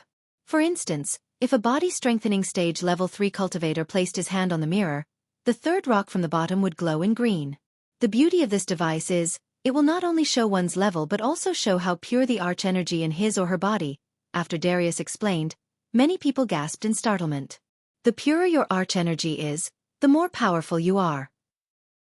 If 2 cultivators on the same cultivation stage and level fought with the same spells, the victor will be decided by the arch-energy purity. James Hall explained for the comments who had little knowledge about arch-energy purity. The cultivators knew the importance of keeping their arch-energy pure, as that was why nobles would go crazy for potions and pills that cleanse their bodies to make the arch-energy in their body pure. Michael was making a fortune selling revitalizing pills that cleanse a cultivator's body. The purity of the arch-energy was the one that separates a normal cultivator from a prodigy. This was also the reason many cultivators avoid eating meat in restaurants, and prefer to keep their bodies satiated with only arch-energy instead of food. The brightness of the glow will determine one's arch-energy purity. Darius finished explaining how the mirror worked as Ishihara asked a question. What would happen if someone above the body strengthening stage touched the mirror? Instead of the pillar, the mirror will let out a bright red glow, and the one touched the mirror will be detained for processing. Believe me, you don't want to violate the rules set by the committee. If you like this chapter, please comment, send power stones. If you really like this chapter and my novel, consider sending me gifts, as it would motivate me to put out more chapters. Any criticism? Feel free to bash me in the comments. Chapter 335. After all the mirrors were set on the stage, the people heard yet another loud booming sound. Following the sound, the east side door on the ground level opened as several youngsters in armor started to walk out of the door. Each of them wore a different type and color of armor. The commonality between all of them was their posture. Their chests were puffed up, head held high with grins radiating pride and ego. The crowd, their cheering, and the atmosphere of the arena kindled the pride of even those who were usually modest. There he is, Evan Clark, Morning Star, Morning Star, Morning Star, Morning Star, Morning Star, Morning Star. The fans of Evan Clark and the Morning Star sect began to roar when they saw Evan Clark. Of course, there were disciples from other sects who were better than Evan in all ways.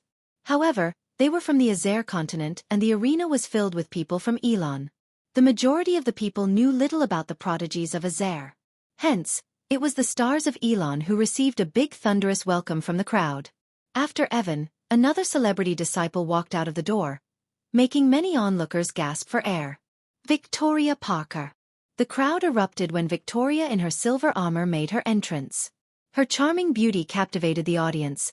Even those who hated Golden Valley couldn't help drooling. Evan waved his hand at his fans.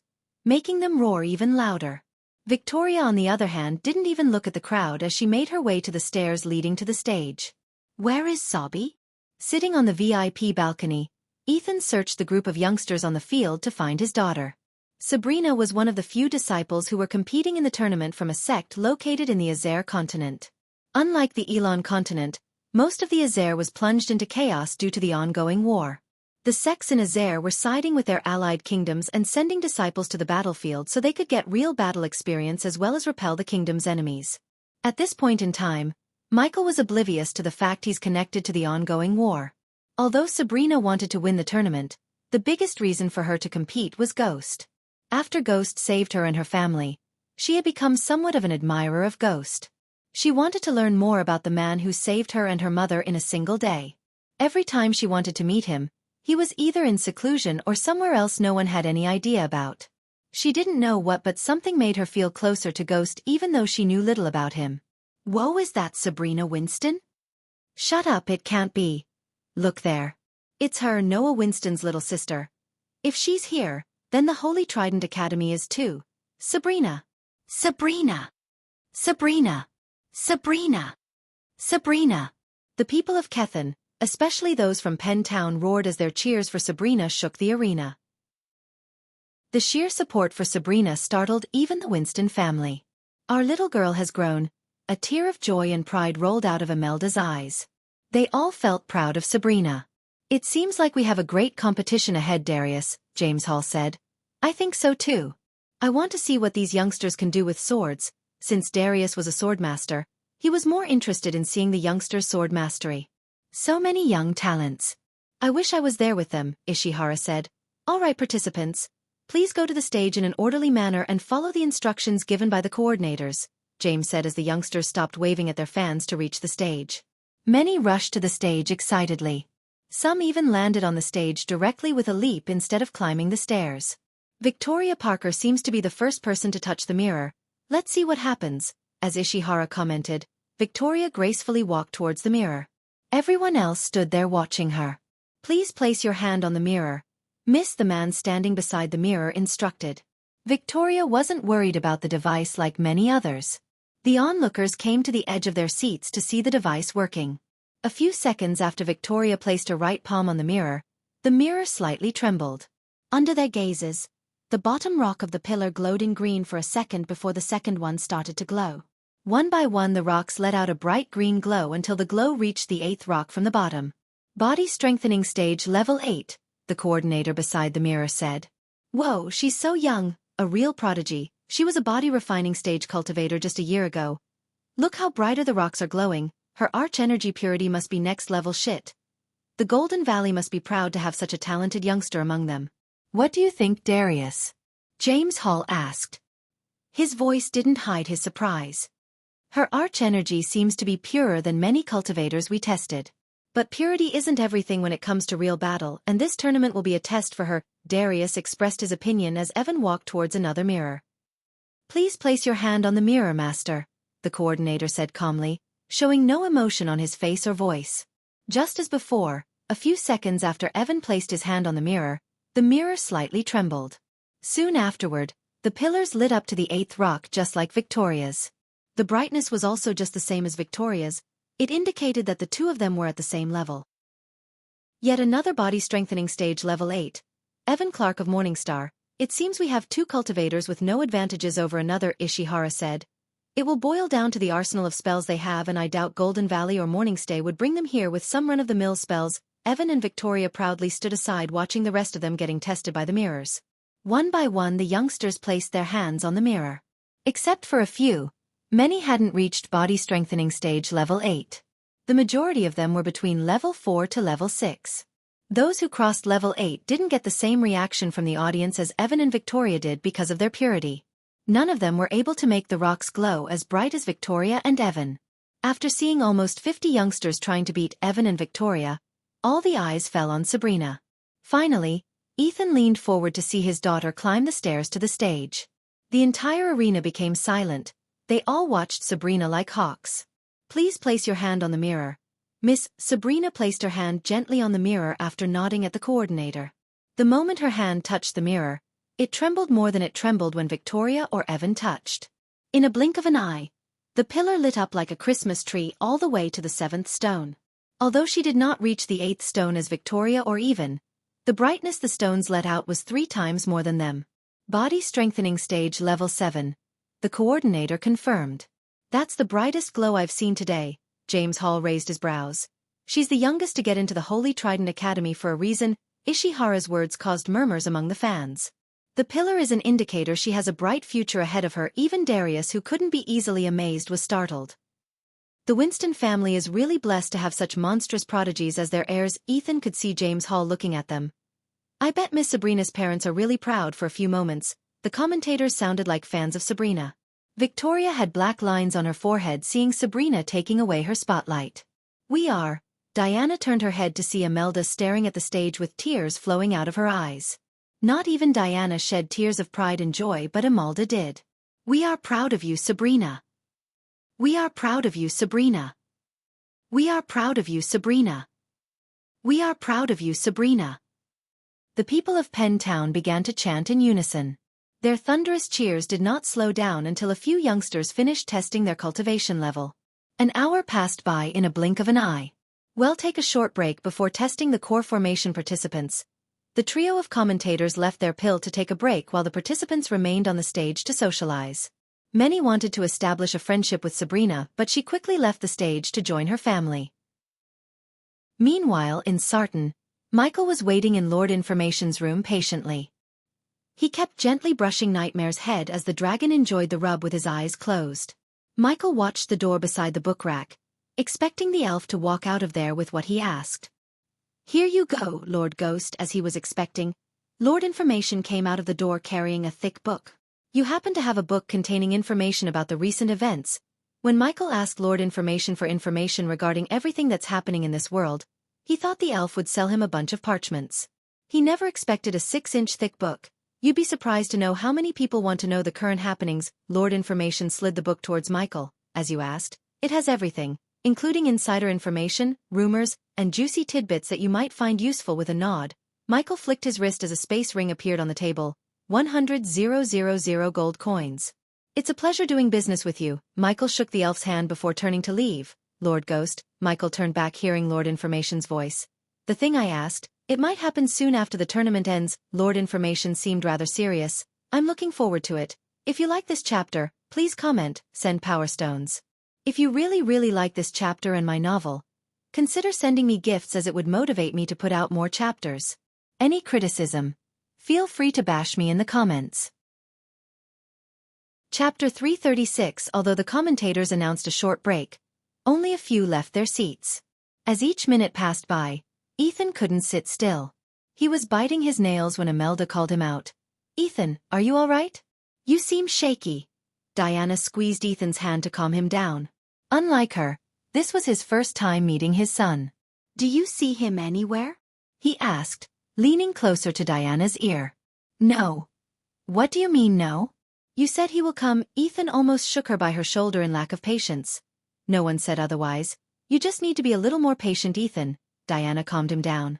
He nodded but kept searching for the people of the Sunrise sect. It didn't even take him more than 2 minutes before he saw an entire pavilion of people wearing black clothes on the opposite side of where the VIP balcony was located. Since the arena was built in a circular shape, one could see almost everyone in the arena. Ethan would have noticed them earlier if it wasn't for Claire's orders not to cause a ruckus until they start the core formation tournament to the people of Rivertown and Sunrise sect. Because of her orders, they remained, not causing any commotion. An entire pavilion containing at least 1,500 seats was filled with ardent worshippers of the Ghost and Sunrise sect. An entire town was here to show their support to Ghost. No one had the support like Ghost had. H! Suddenly Imelda shouted as everyone sitting near her turned their gazes at Imelda to see a golden monkey bouncing on her head. Norvin, you almost gave me a heart attack. Imelda grabbed Norvin off her head to see the monkey grinning in the joy of pranking her. Get away from her, you damn monkey. Diana saw Alicia walking towards them with Maisie. Fergus, move your butt over there. Imelda chased away a 10-year-old kid who was chugging his juice box back to his parents. Alicia sat beside Imelda as Norvin leisurely laid on Imelda's lap. Where's Noah and Andrews? Diana looked at the way Alicia came to find Noah and Andrews, yet she didn't see them. Maisie didn't look for empty seats as she hopped onto Diana's lap.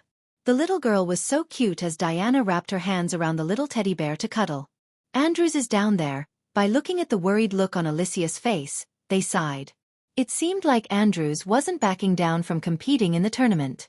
Has he reached the core formation stage? Imelda whispered as Ethan leaned closer in his seat. Yes, Alicia said. Is he all right? If the committee has found something amiss with his cultivation stage, we are toast. Ethan worried about Andrews. The last time he met Andrews, he was still at body strengthening stage level 3. Even Noah just reached the core formation stage and Noah was a freak of nature. Noah took care of everything, uncle.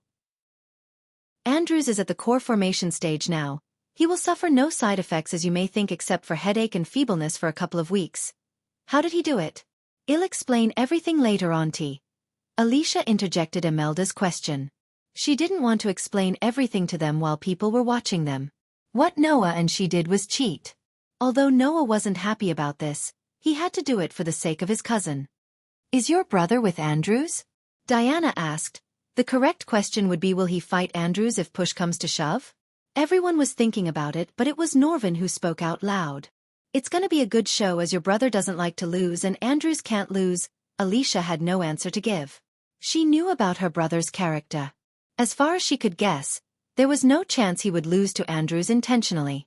However, Noah made sure Andrews had a high chance to win the tournament by striking a deal with a fusion stage cultivator, Layla Alden. Ding, ding, ding. As they were whispering, 3 loud bell sounds reverberated the arena. The muttering of the crowd was silenced down by the bells. Soon, those who went to answer nature's call came rushing to their seats. The break's over, ladies and gentlemen, Ishihara chuckled in her melodious voice. Now it's time for the core formation stage participants to wow us. Finally! Yes! Hoo hoo hoo! Almost the entire arena erupted, letting out their thunderous cheers. Compared to the body strengthening stage tournament, the core formation tournament was the one everyone's more hyped out for. It was because there were many mini-tournaments and competitions for body strengthening stage cultivators, but this was one of the very few tournaments there are for core formation stage cultivators. Celebrity disciples like Selena or Alex rarely appeared in public events. Not these two, but most of the core formation disciples tend to stay within their sect or in seclusion. The crowd constantly looked up towards the skies and the field down eagerly to see the celebrity disciples. As they were waiting eagerly, time slowly flowed by.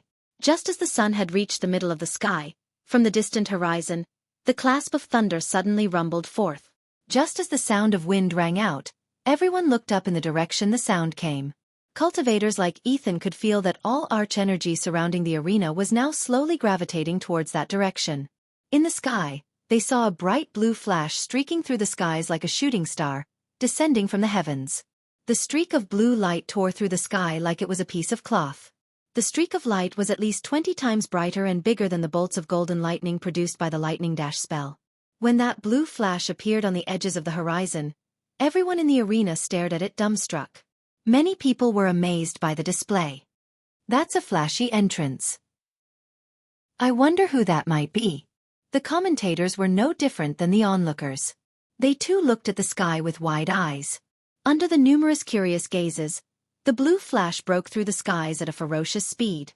As the flash approached, the crowd was shocked to discover that the blue flash was actually a giant sword made purely out of arch energy. The sword flew at the speed of a jet, leaving a trail of blue light. The closer the sword got to the arena, the louder the people heard the whistling sound the sword produced. While the giant sword was slowing down, the crowd's gazes immediately fell on the figure standing atop the sword. Clothed in silver armor matching his hair with his hands behind his back. His shiny silver long hair drifted in the wind. He appeared to be extremely calm and relaxed. A look that subdued many of the competitors. The set of armor he was wearing attracted the gazes like a magnet.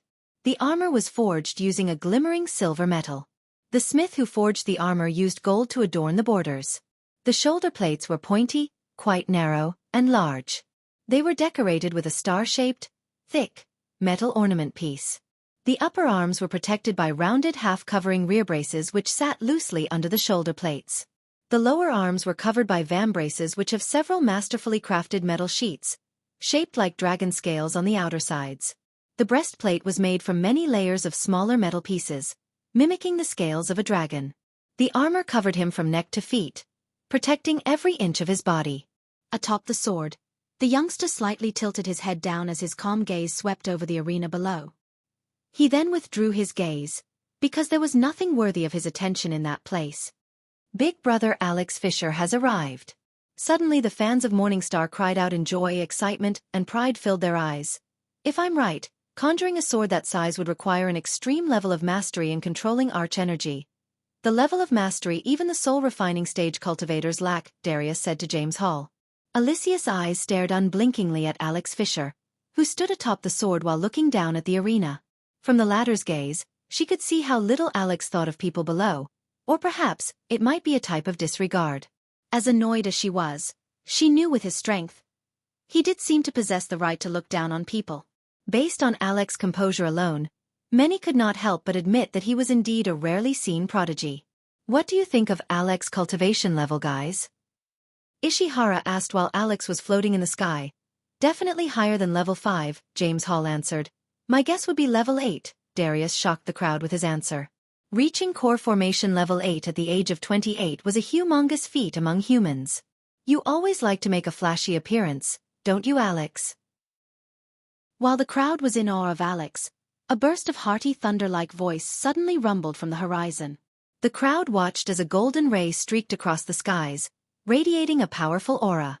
The golden light broke through the skies, causing the arch energy to surge, as it finally came to float in the horizon, transforming into a huge golden spear that was a dozen meters long. Atop the spear stood a figure in gold armor with blonde long hair that draped over his shoulders. A domineering aura soared into the skies as if it was a unique wild spear that towered over the land. The youngster wore extravagant golden armor. The shoulders were fairly oval, quite short and small in size, decorated with a metal dragon wing on each side, curved to the sides. The upper arms were protected by squared, half-covering rear braces which sit quite well under the shoulder plates. The lower arms were covered by vambraces which have a row of hook-like barbs attached to each outer side. The chest plate was made from one large piece of metal but crafted to mimic the appearance of muscles. The golden armor looked sturdier than the armor Alex was wearing. The crowd stared at the figure in gold standing atop the golden spear, as envious looks were revealed on many of their faces, but none of them seemed to recognize the person as they did with Alex. Who is that? He seems just as powerful as Alex Fisher. I don't know, I have never seen him before. Let's wait for the commentators. I'm sure they will know who he is. The crowd was thrown into confusion as the sound of people murmuring among themselves grew louder and louder. Aren't you gonna wave at your brother Alicia? Norvin asked, looking at the youngster in the golden armor.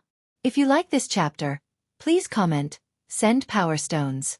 If you really like this chapter and my novel, consider sending me gifts as it would motivate me to put out more chapters. Any criticism, feel free to bash me in the comments. Chapter 337. That's your brother Peter? Ethan raised his brows, he was surprised. After engaging Alicia to Noah, the Winston family had met everyone in the Stone family except Alicia's mysterious elder brother. None of the Winstons met Peter except Noah until now. Standing 6'1" inch tall, Peter had smooth fair skin. If Alex was calm, Peter radiated an aura of confidence around him. A particularly notable feature was his perfect jawline.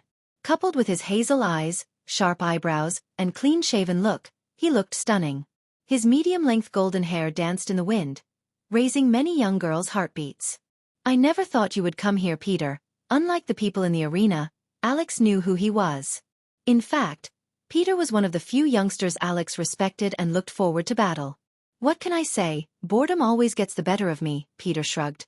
Pretty good spear you have, is that an epic weapon? Upon hearing these words, many of them gasped in shock. They already knew that weapons, armors and spells were divided into 5 categories: common, uncommon, rare, epic, and legendary. Alex's armor belonged to the rare class while Peter's spear belonged to the epic class. Even the 3 big sects had only a few epic class weapons. Alex heard rumors, but seeing a rogue cultivator like Peter having an epic class weapon surprised him. Your brother has an epic weapon. Ethan bitterly laughed in his heart. He couldn't help thinking about Ghost. He doubted his son had ever gotten a chance to touch an epic weapon. Although he supported Andrews, deep down Ethan wanted his son to win the tournament. What they did to Ghost was unforgivable, yet Ethan would do anything to win back Ghost's love. Since Noah was born, Ethan provided Noah the best while his other son grew up enduring hardships a child like him shouldn't have. Before Diana dropped the news about his other son on him, Ethan used to sleep. Nowadays, the nightmares kept him awake. Therefore, he was cultivating with full focus to get stronger. He lost his son once because of Skyhall, but he would never let that happen again. We both know the class of the weapon doesn't matter, Peter calmly said. It's the wielder of the weapon who does. Just as Peter's words faded, yet another soft chuckle slowly sounded out from the horizon. Soon after, a flash of bright green light swept over from the horizon. In a blink of an eye, a trail of green light streaked across the sky. When the green light filled the skies, the crowd swiftly cast their gazes over, only to find a majestic eagle which was dozens of meters large. It flapped its wings as it floated in the skies. An extremely formidable aura swept forth from within the eagle. A youngster wearing leather armor unlike Alex, and Peter lightly smiled as he stood atop the eagle. His face was bewitchingly handsome, such that in terms of looks, even Peter was inferior. He held a deep blue fan in his hand, as he slowly fanned himself while giving off a graceful aura of nobility. Who is he? The third son of Oswin family. After hearing Alicia's words, Ethan once again silently nodded his head. According to the rumors, House Kane and House Fisher were trying to forge an alliance with House Oswin through marriage. Ethan's sources were saying House Fisher is closer to sealing the deal by marrying one of the heirs of Oswin to Alex. If the alliance went through, House Fisher would become the strongest family in royal land. Coupled with Selena's family, House Fisher was on the path of domination. That's a yellow-beaked king eagle. James Hall was stunned to see such a majestic creature. Not only him but most of the people were also. Yellow-beak eagles were almost as rare as dragons. Andrew's chance of winning getting less and less. Alicia rolled her eyes. After seeing what Layla could do, she really doubted anyone had the chance to defeat Andrews. Not her brother, not anyone. Every single spell in Andrew's arsenal was enhanced by Lele Angel's Vina, which meant Andrews had the attack power of a fusion stage cultivator. Alicia could feel Layla is somewhere in the arena. She didn't know where, but she could feel her presence. Paul, to think that a busy guy like you would also join in the fun here. Heh, you've even bought your Oswin's pride, the yellow-beaked king eagle, Alex as he shot a glance at Paul. I can spare a day or two. I'm pretty sure the marriage works won't come to a halt without me. Paul waved the deep blue fan in his hand and smiled slightly. Alex had a sly grin while Peter seemed to care less about the marriage between the two families. While these three were floating in the air, many core formation participants made their way towards the stage. Let's get this over with, Peter said, looking down on the stage to see the stage was getting crowded. You go ahead, I still need to wait for one more person. Alex casually smiled and said, your girlfriend? Where is she? Sorry I'm late. As Paul's voice faded, a gentle voice suddenly sounded out across the skies. That voice had a certain charm to it. Immediately, an intoxicated look appeared in the eyes of several people below. Such a beautiful girl. Many youths' minds were likewise momentarily dazed when the spirited voice sounded out. However, they quickly regained their senses, as amazement filled their eyes. Hastily lifting his head, Ethan saw a golden light sweep across the skies from a distance away before finally transforming into swirling chakra. Atop the golden chakra was a wonderfully curved figure. Her brown hair glimmered, reflecting the sunlight as the red cap she wore fluted in the wind. She wore armor that made her look both formidable and sexy at the same time. Although her armor wasn't revealing, there were still some places such as the neck, a small portion of her shoulders left out by the armor, showing her smooth silky skin.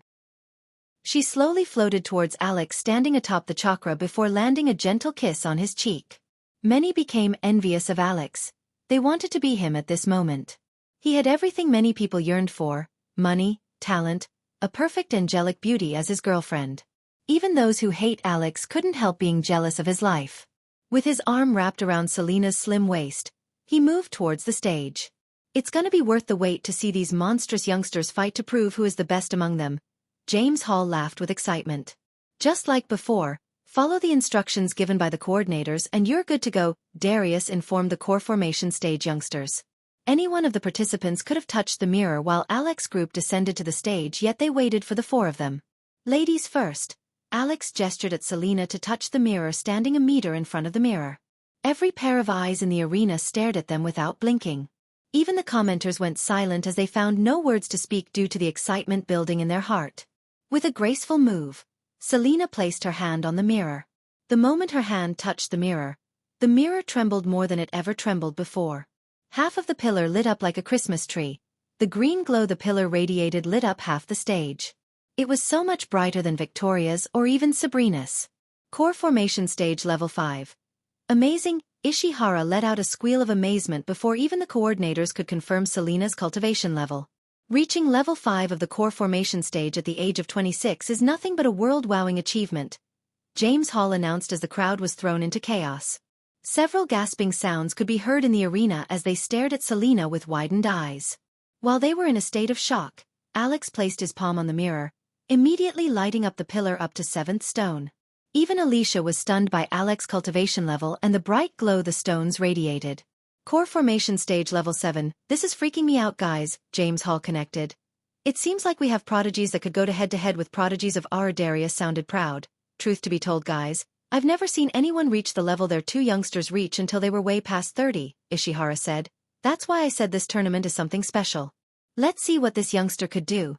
James Hall talked looking at Peter walking towards the mirror. Alicia leaned forward to witness her brother's cultivation level. She was pretty. He's at the level of Alex despite her brother always liked to keep everything to himself. More than anything, he loved the privacy. Because of his habit, he even avoided attending her engagement. The moment Peter's hand touched the mirror, the pillar lit up to the 6th stone, and never seen before, half of the 7th stone glowed dimly. Up to the 6th stone though, the pillar shone just as brighter as when Alex touched the mirror. Whoa Alicia, your brother is a prodigy too? Imelda's brows arched up. Everyone kinda expected Alex to amaze them but they never even heard about Peter before. Hence when Peter showed his cultivation power through the pillar, it stirred more commotion than before. Alex knew although Peter fell one level lower than him, the armor and the spear in Peter's hand would make up for the difference. After Selena, Alex and Peter, the other participants waited for Paul. Like the others before, Paul too stunned the audience with his Core Formation Stage Level 6 cultivation level. Do you see him anywhere? Ethan started to lose his patience as he asked, whispering in Diana's ear. No, but he will come. Just be patient for a little longer. Diana began to fear something might have happened to him. The threat of reapers was still lingering above Ghost's head like a dark cloud after all. One by one the Core Formation participants proved their cultivation level to the people. None of the participants touched the mirror after the initial 4 impressed the crowd as the first 4 did. Is this gonna demotivate the other participants? I mean after the first 4, no one has crossed Core Formation Level 4. Can it affect the mindset of the participants in any way? Well, it shouldn't. The tournament is designed to give all participants at the body strengthening stage and Core Formation stage a fair chance despite the level differences. Another Core Formation Level 3, Ishihara announced as Darius continued. The first 2 rounds test someone's combat skills. The participants are prohibited to use arch energy. So even if you are a level 10 warrior, if you solely depend on your spells and not on your combat skills, you will be eliminated. Merry Christmas everyone. Christmas is a season of enjoying the simple things that make life beautiful. May you have great memories that will permanently touch your heart. I wish you so much joy during this season and all through to the new year. Michael will make his appearance in the... These chapters are longer than what I usually write because I didn't want you to spend your time and coins reading chapters with no MC. But it will be worth the wait, trust me. If you like this chapter, please comment, send Power Stones. If you really like this chapter and my novel, consider sending me gifts as it would motivate me to put out more chapters. Any criticism? Feel free to bash me in the comments. Chapter 338. An hour and a half passed by in a blink of an eye. Even though nothing interesting happened, the audience was on the edge of their seats looking at the participants touch the mirrors one by one. Some of them bet whether or not someone would cross Alex's cultivation level. Among one of those who touched the mirror was Andrews. He didn't draw much attention to himself as he was only at the Core Formation Level 2.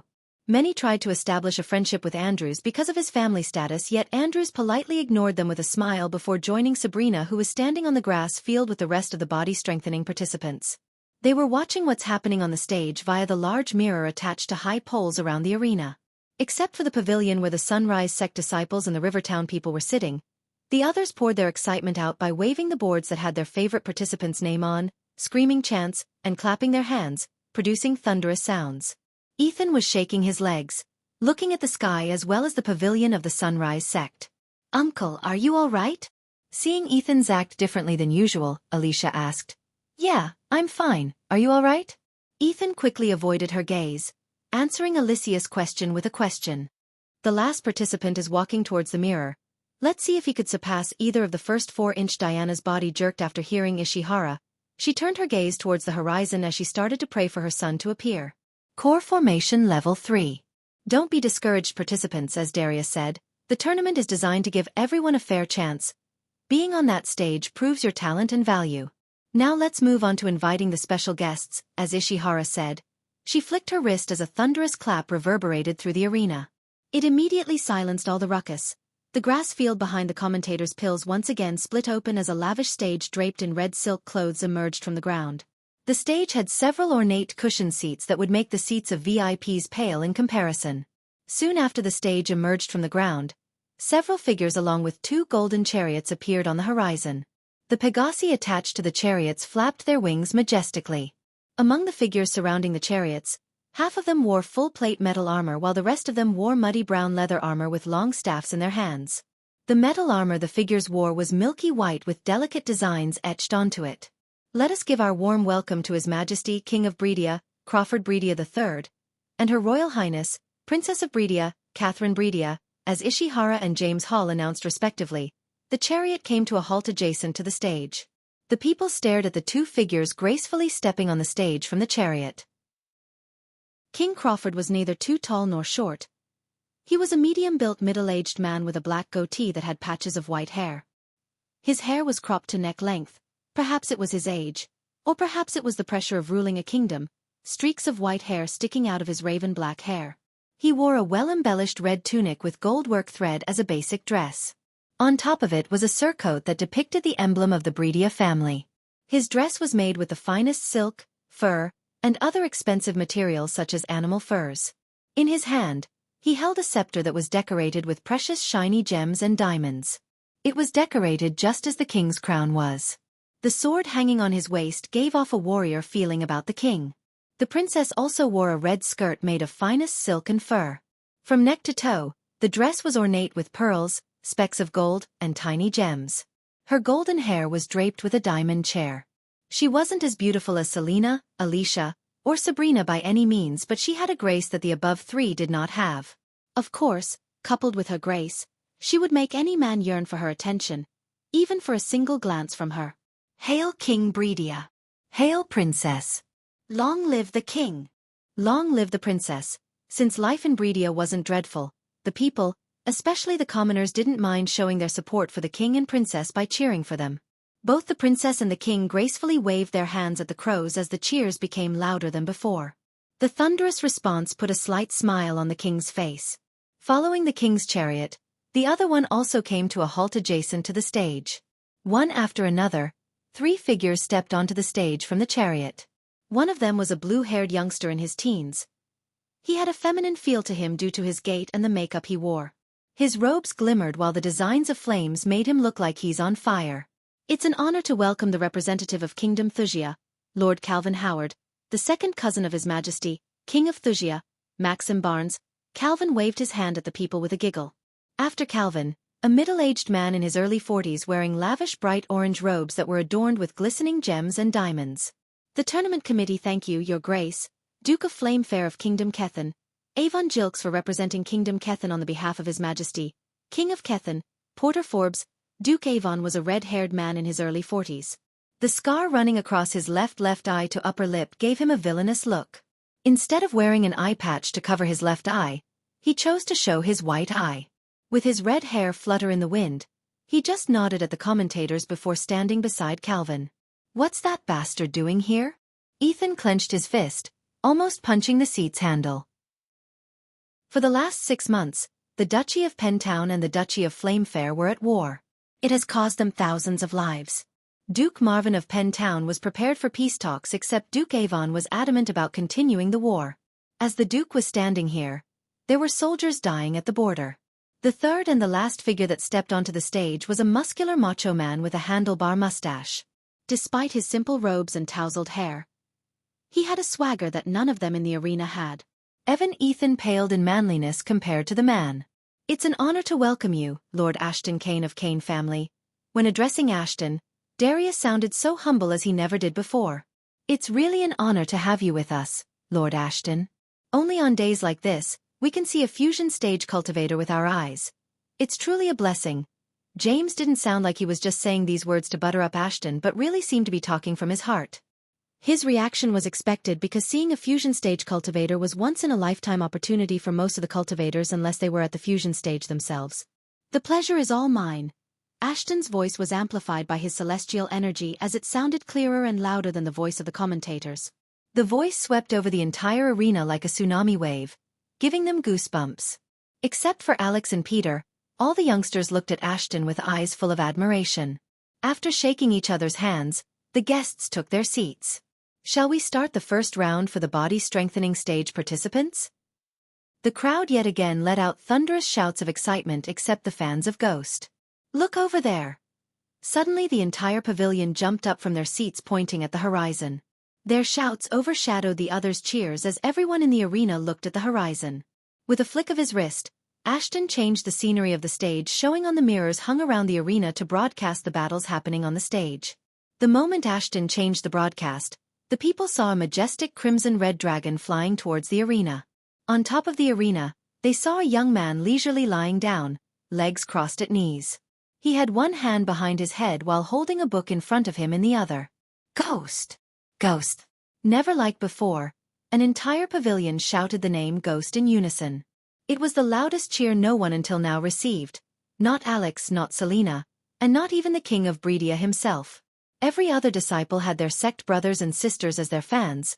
They were just fans. But only Michael had the sect and an entire town as worshippers. The atmosphere of the arena made everyone feel goosebumps over their bodies. None of the people in the arena blinked their eyes as they stared at the mirror and the dragon approaching the arena. His entrance was not as flashy as Alex, Selena, or Peter, but coupled with the thunderous response he got from the Sunrise sect, River Town, and the coolness of his posture turned his entrance into a badass one. When the dragon reached the sky directly above the stage filled with core formation participants, instead of descending, it flapped its wings before flying straight up. Michael slowly slid down due to the gravity, and in a few moments he was dropping down. His black coat fluttered wildly in the air while Michael calmly closed the book in his hand in the mid-air before putting it into his space ring. The people were staring at his fall with their mouths wide open. He was still falling when Michael retrieved his two swords from the system storage. Everyone expected him to sheath his sword in the mid-air, but to their surprise, he threw the sword into the sky above him. His falling speed increased with each passing second as he soared down the air like a black meteor. People moved their heads down, seeing him getting closer and closer to the stage. The participants occupying the center of the stage quickly moved away to make way for him to land. In a few blinks of an eye, Michael landed on the stage like Superman. Inside Michael's head, the sound of badass point notification kept ringing like crazy as he willed the system to mute the sound. It was raining badass points. He stood up, giving a little shake to correct his long coat. Swoosh! Swoosh! Just as he stood up, the two swords he threw in the air flew straight down, leaving a trail of sparks in their way. Many gasped in shock when they saw the two swords going straight into the sheaths on Michael's back. It was unbelievable in their eyes. Even those who weren't a fan of Ghost couldn't help cheering. At the moment, almost 80% of the people in the arena were letting out thunderous cheers, and the remaining were too stunned to open their mouths. If you like this chapter, please comment, send Power Stones. If you really like this chapter and my novel, consider sending me gifts, as it would motivate me to put out more chapters. Any criticism, feel free to bash me in the comments. Chapter 339. Under the thunderous cheers of his fans, Michael made his way towards a mirror. The commentators remained speechless, letting the crowd cheer as loud as they could. They didn't need to introduce him. The fans did that task for them. Coincidentally, Alex and Selena were standing beside the mirror while Peter was a few meters ahead of the mirror Michael was walking towards. Peter had an indifferent look on his face. Michael ignored the gazes on him. "Honestly, I never expected to see a 5-star alchemist here," James Hall said after being silent for some time. "Yeah, the alchemists I know are pretty focused on the upcoming alchemy championship, and none of them are here to participate in a tournament for warriors," Ishihara said while Michael was walking towards the mirror. The cheers were still going thunderous, yet the commentators' voices reached everyone's ears with the help of special runes crystal clear. Despite being late, Michael wasn't in a rush to get his cultivation tested. Thanks to the spider on Cindy's neck, he had seen everything and was ready to rock the arena. Standing a meter away from the mirror, Michael saw Selena coldly looking at him. Alex seemed surprised, but he hid his expression well, putting an indifferent look on his face like Peter. "I will make you pay." Before Michael could touch the mirror, Selena coldly said. Only those standing near them heard her voice, only to be startled by her threat. They stared at Michael with wide eyes, wondering what he did to deserve Selena's threat. "Are you sure?" Michael snickered as he put his hand on the mirror. The moment he put his hand on the mirror, the entire arena stopped cheering. The excitement prevented them from uttering a word. Unlike never before, the mirror Michael touched violently trembled. Those who stood closer to the mirror even heard the mirror producing a faint whistling noise. The coordinates immediately grabbed the mirror by its both sides to keep it still as the entire pillar beside the mirror lit up like a Christmas tree. There wasn't a single spot that didn't glow in the pillar, from top to bottom. The pillar radiated bright sparkling green light. "Oh my God! It can't be!" Level 10. Several gasps could be heard in the arena. In the VIP area, Ethan stared at Michael without even batting an eye. He felt a cocktail of emotions surging from deep within: joy, sorrow, pride, self-blame, and shame. "That is my son," Ethan mumbled under his breath. The teensy bit he had about Ghost being his son was wiped away from his mind when he saw him. Ghost looked exactly like Diana when she was Harriet Hunt. The black dress, 2 black swords, the swag, the attitude, everything about Ghost reminded him of Harriet Hunt. Core formation level 10. "Guys, are you seeing this?" Ishihara almost shouted in shock. No one remained calm or indifferent looking at the glowing pillar. The badass points were rapidly increasing, crossing 300,000 points. Ashton's lips curved upwards as he knew the odds of Alex getting killed by Michael's hands just increased out of bounds. The king on the other hand slightly leaned forward, focusing all his attention on Ghost. "If my guess is right, he can break through to the core strengthening stage any time he wants." Darius' words sent a wave of shock to everyone's minds. Reaching core formation level 7 at the age of 27 was a humongous thing in their minds. Hence, they couldn't even believe what they were looking at. "How old is he?" James Hall's eyes opened as wide as they possibly could. His eyes looked like they were about to jump out of the sockets. Whoosh! As James Hall's question made everyone wonder about Michael's age, Nightmare came straight down, soaring through the sky. Nightmare shrunk his size before letting out his dragon breath up in the sky. Everyone became agitated seeing the dragon breathe as the soldiers on the king's stage immediately stepped forward to protect the king. Soon, Nightmare's dragon flame formed the number 21 in the sky. "Do you think the dragon is answering my question?" James Hall asked. "I think so. Let's ask his sect leader herself." Ishihara moved her gaze from the flaming 21 from the sky to Claire, who was joyfully clapping her hands. No one would believe Claire, but she really thought Ghost would be stronger than Alex or any other prodigies in the arena because she knew him more than anyone here knows him. In her mind, he was the number 1, not Alex, nor Selena. The disciples turned their gazes at Claire after hearing Ishihara's question. Every pair of eyes fell on Claire, expecting her answer.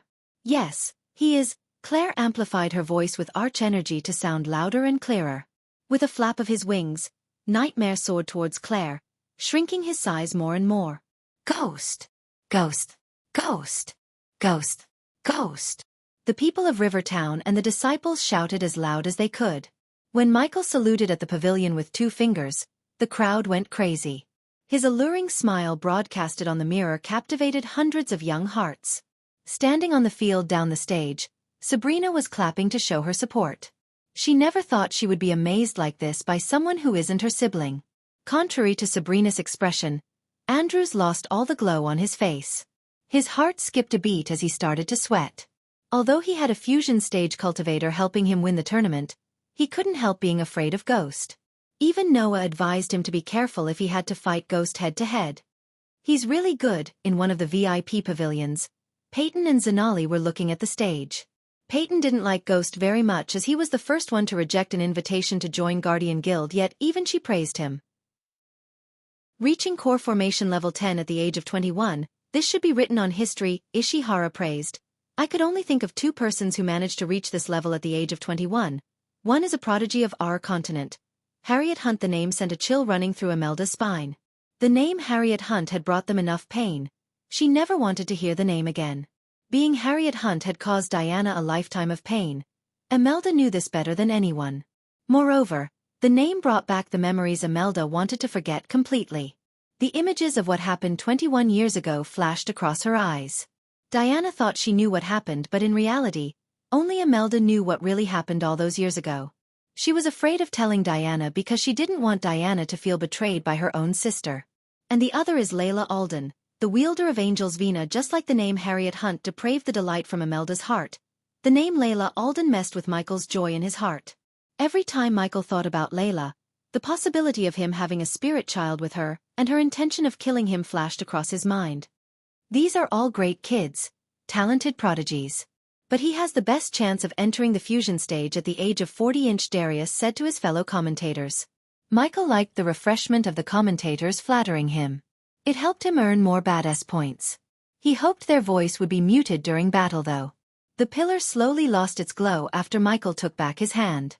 Finally, the coordinators could let go of the mirror as it stopped trembling. Michael looked at Alex and Selena with a smile on his face. No one saw the meaning of his smile or the real intention behind it. Only Alex could feel the murderous glow in his eyes.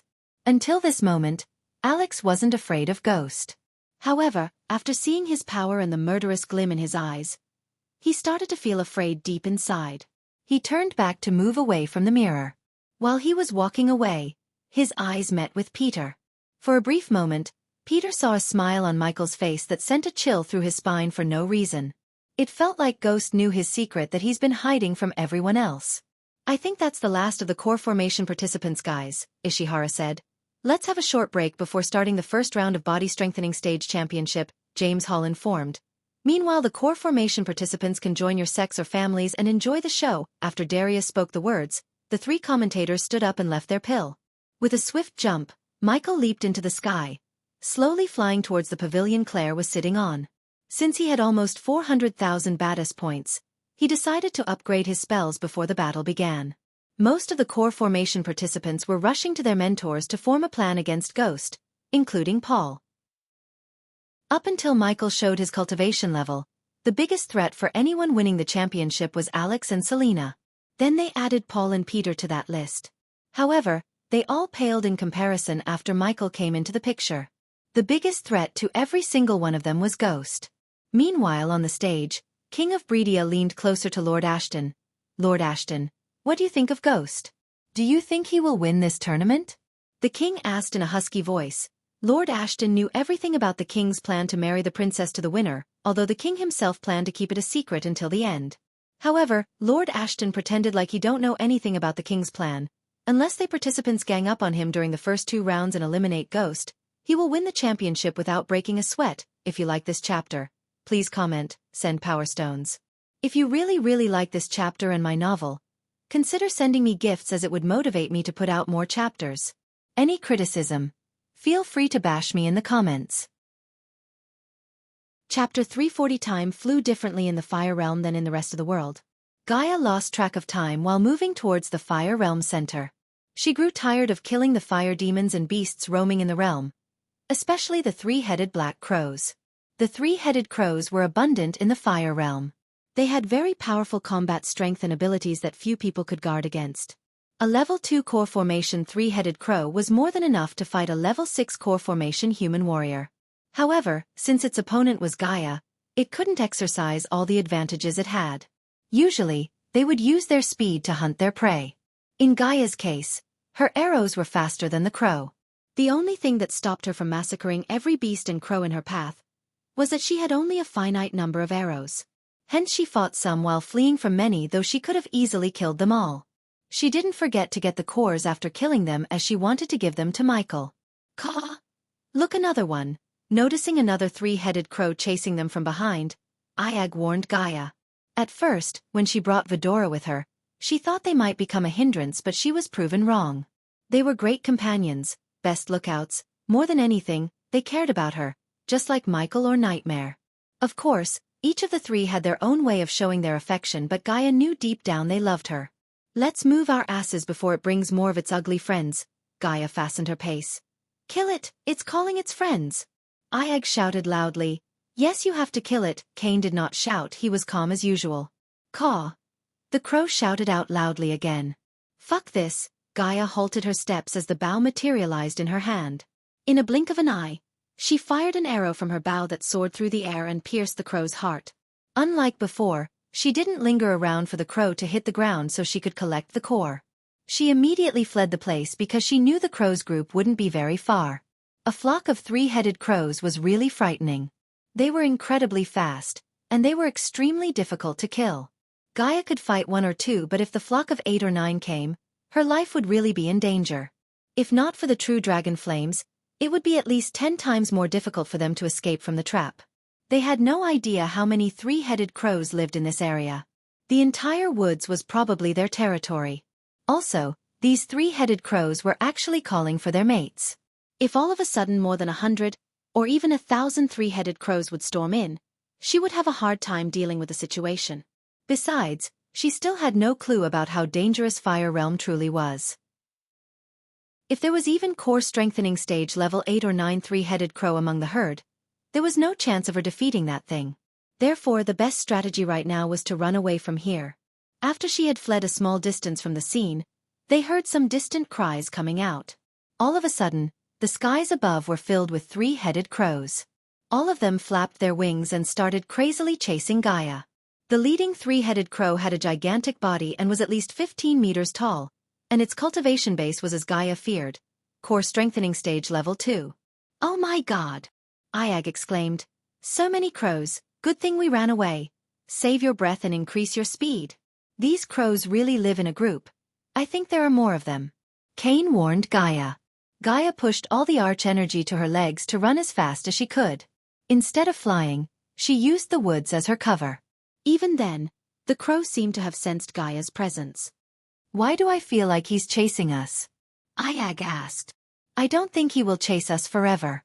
As long as the group stays behind, we'll be fine. She learned to be calm from Michael.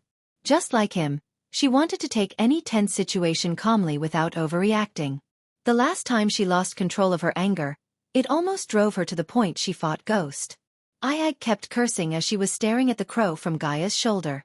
Ayag felt shameful to run away from an ugly crow like that. Compared to Cain or Sarba, she took more pride in being a Hydra, an otherworldly being. Unlike the core formation crows, the core strengthening stage crow was incredibly fast, and it was only because they left the area sooner they were able to run away from the crow.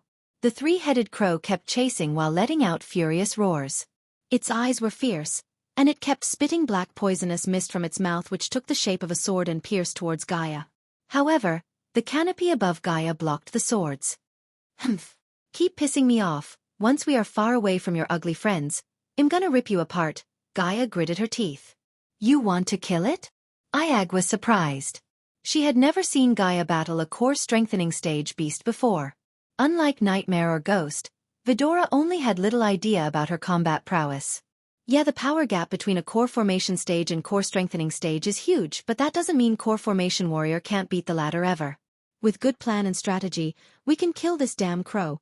She had a meticulous mind when it comes to battle because of her years of adventuring and battle experience. Even when she was in the middle of a fight, she could easily get hold of her and his enemies' advantages and disadvantages and come out with a plan to win the fight. Just like Michael, she never fought a battle where she is uncertain about the outcome. Caw! The three-headed crow kept letting out furious roars.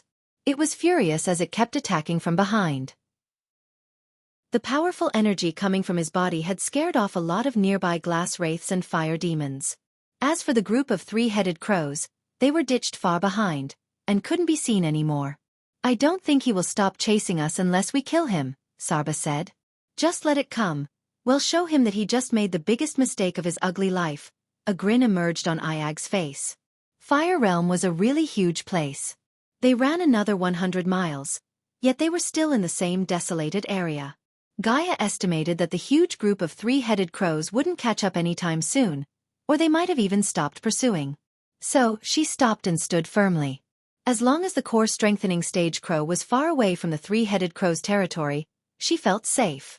The three-headed crow became startled upon seeing that the human and dog had stopped fleeing. In her mind, a human should have kept running for their lives. It was really abnormal for her to suddenly stop, as it meant death. Caw. Nonetheless, the crow didn't care so much. It dived down through the canopy towards Gaia to kill her with a single stab with its beak.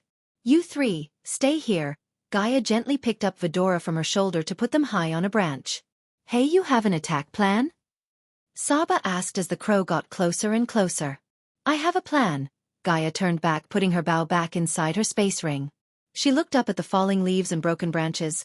"Attack!" She unleashed her energy as countless golden specks of light enveloped her body completely, causing the air to tremble and ripples to spread across the scene. The bright light made Vidora close its eyes for a brief moment. When they opened their eyes, there was a gigantic 8 feet tall 10 feet long snake standing in front of them where they saw Gaia a moment ago. The snake was covered in shiny dark purple scales. It was Gaia's real form, the Naga form that resembled a cobra. "Poison cloud," Gaia hissed. A voice remained the same despite her transformation. A thick jade-green mist of poison came rushing out of her mouth. In a few seconds, the green cloud of smoke enveloped the woods before Gaia. Boom! Finally, the crow landed just a few meters away from Gaia. However, its eyes went wide in shock seeing her full form. Due to the branches hitting the crow's eyes while it was flying through the canopy, it didn't see her transform or release poisonous clouds. The poison had already gone into the crow's body when it inhaled the air. Caw, caw. The crow tried to call its friends, but all that came out of its mouth was rough coughs. Gaia immediately slithered towards the crow. Although Gaia was fast, the crow still managed to react to her moves despite the poison spreading in its body.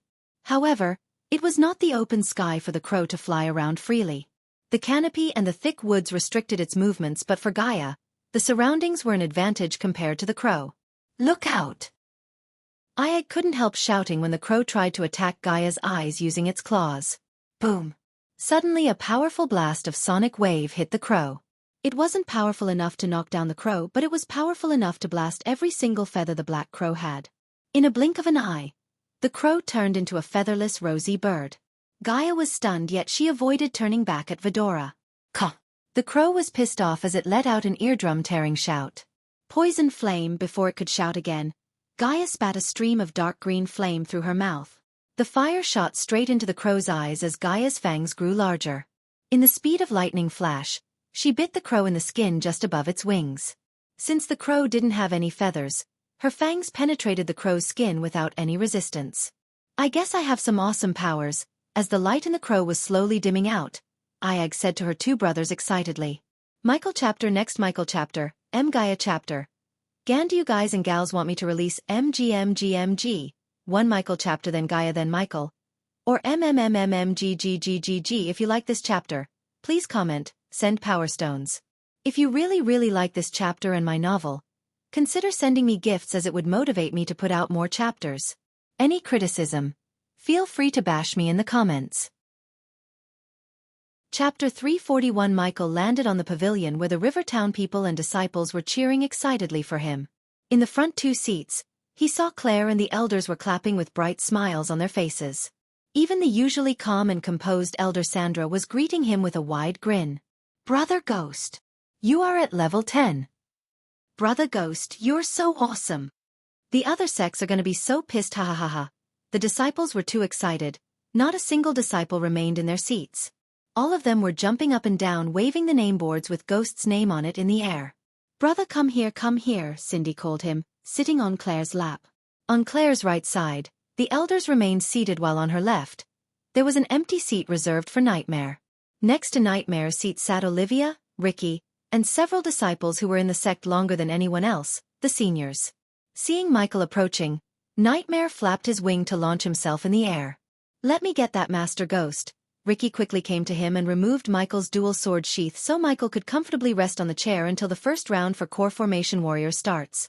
"Thank you, Ricky," Michael said after giving his swords to Ricky. He then made his way to the seat. "Teacher, are you even a human?" When Michael sat, Olivia asked. Instead of answering, he just gave her a smile. "What took you so long?" Claire's voice was mixed with giggles and concern. "I came here as soon as I wanted to. Did I miss anything interesting?" "It depends on what you call an interesting, teacher." Olivia looked at the stage where the guests were sitting on an elevated stage on the field. Michael immediately recognized Lord Ashton. Both Michael and Ashton locked their eyes, without uttering a word, each of them just nodded, wordlessly reminding them about their agreement. Who are they? Except for Aston, Michael didn't recognize the others. That's His Majesty King Bredia and Her Royal Highness Princess Catherine, Olivia said in a low voice, looking at the king and the princess. Then she turned her gaze at the red-haired man. Sitting right to the king is His Grace Duke of Flamefair, Avon. Michael took a long look at the man. He was on Lucifer's hit list because of the slave mines. After seeing the state of Arya's two brothers, he wanted to know what kind of experiments they were doing in the slave mines. Unfortunately, the place was too dangerous for Michael to infiltrate at that time, and he had too many things on his plate. If a normal being suffered what Arya's brothers suffered, they would have died, but something kept them alive. Michael was curious to find out more about it. It wouldn't take a genius to figure out Duke Avon has a hand in the slave mine operations. Michael wasn't looking to play Good Samaritan by cleaning up the slave mines, but had a gut feeling that the slave mines might give him something useful. That man with a mustache is Lord Ashton. He's an elder of the Kane family. A frickin' fusion stage cultivator. He could feel the shock in her heart through her voice. Oh! Michael pretended to be surprised. Who is that blue hair? Michael quickly asked before Olivia went into details about Ashton, because she seemed like she had a lot to talk about Ashton and fusion stage. Lord Calvin, he's here representing Kingdom Thusia. The moment Michael heard the word Thusia, he gritted his teeth. A sudden explosion of anger erupted in his heart like a boiling volcano. The flashes of the sanctuary burning, a brass life, the smiles of the elders, the good memories, the betrayal of the princess, everything flashed across his eyes. For the first time in a long time, Michael sweated because of anger. He had a difficult time controlling his anger. Since the soul piece of Abras had merged more with Michael's part, the pain he experienced was so intense. In his mind, he didn't feel like someone else was betrayed but himself. Teacher, are you all right? Olivia noticed Michael sweating and shivering. Brother, Ghost, Cindy and Claire turned their concerned gazes at Michael. Yeah, it's just him feeling hot. Michael wiped the sweat off of his forehead with his hand. Do you need something, teacher? No, Michael's voice turned cold as it sent a chill running through Olvia's spine. Claire and Nightmare, who was sitting on Claire's lap with Cindy, could literally feel a sudden coldness around them. Boom, boom, boom. Michael's train of thoughts was suddenly interrupted by the loud bell sounds. He took the gaze away from Calvin to see a translucent red chakra rotating above the battle stage. Since the coordinators had already taken the pillars and mirrors, the stage was empty. This year, the two tournaments will be conducted parallel instead of one after another. That means, after finishing one round of the body strengthening stage tournament, the round for core formation will start. So on and so forth. James Hall's voice reverberated through the arena. The first round of the body strengthening stage will now begin. The competitors, please step onto the stage. Michael saw youngsters in various armors jump onto the stage one by one and group by group. It took only a few more minutes before the stage got crowded with youngsters. Following the youngsters, a couple of coordinators arrived on the stage. Please stay still. The coordinator's voice too had the same volume as the commentator, so everything heard them loud and clear. No one dared to act otherwise after hearing the coordinator's instructions. They remained still as the chakra above them started to glow brighter and brighter before several orbs of red, green, yellow, and blue flew down from the chakra to the participants. The 4 colors of orbs of lights landed on each participant's body. In a blink of an eye, a thin layer of light enveloped the participants' bodies.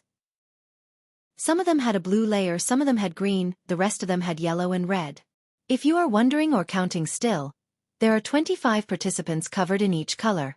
Those who have the same color layer would battle to be qualified for the next round, Ishihara explained. The rules of the first round are simple. You just need to eliminate the other participants by knocking them out or throwing them out of the battle stage. The last remaining 10 will be qualified for the next round. Each elimination will earn you a point that will be used in the later rounds to rank you and save you from elimination. Darius explained the rules to the participants as well as the audience.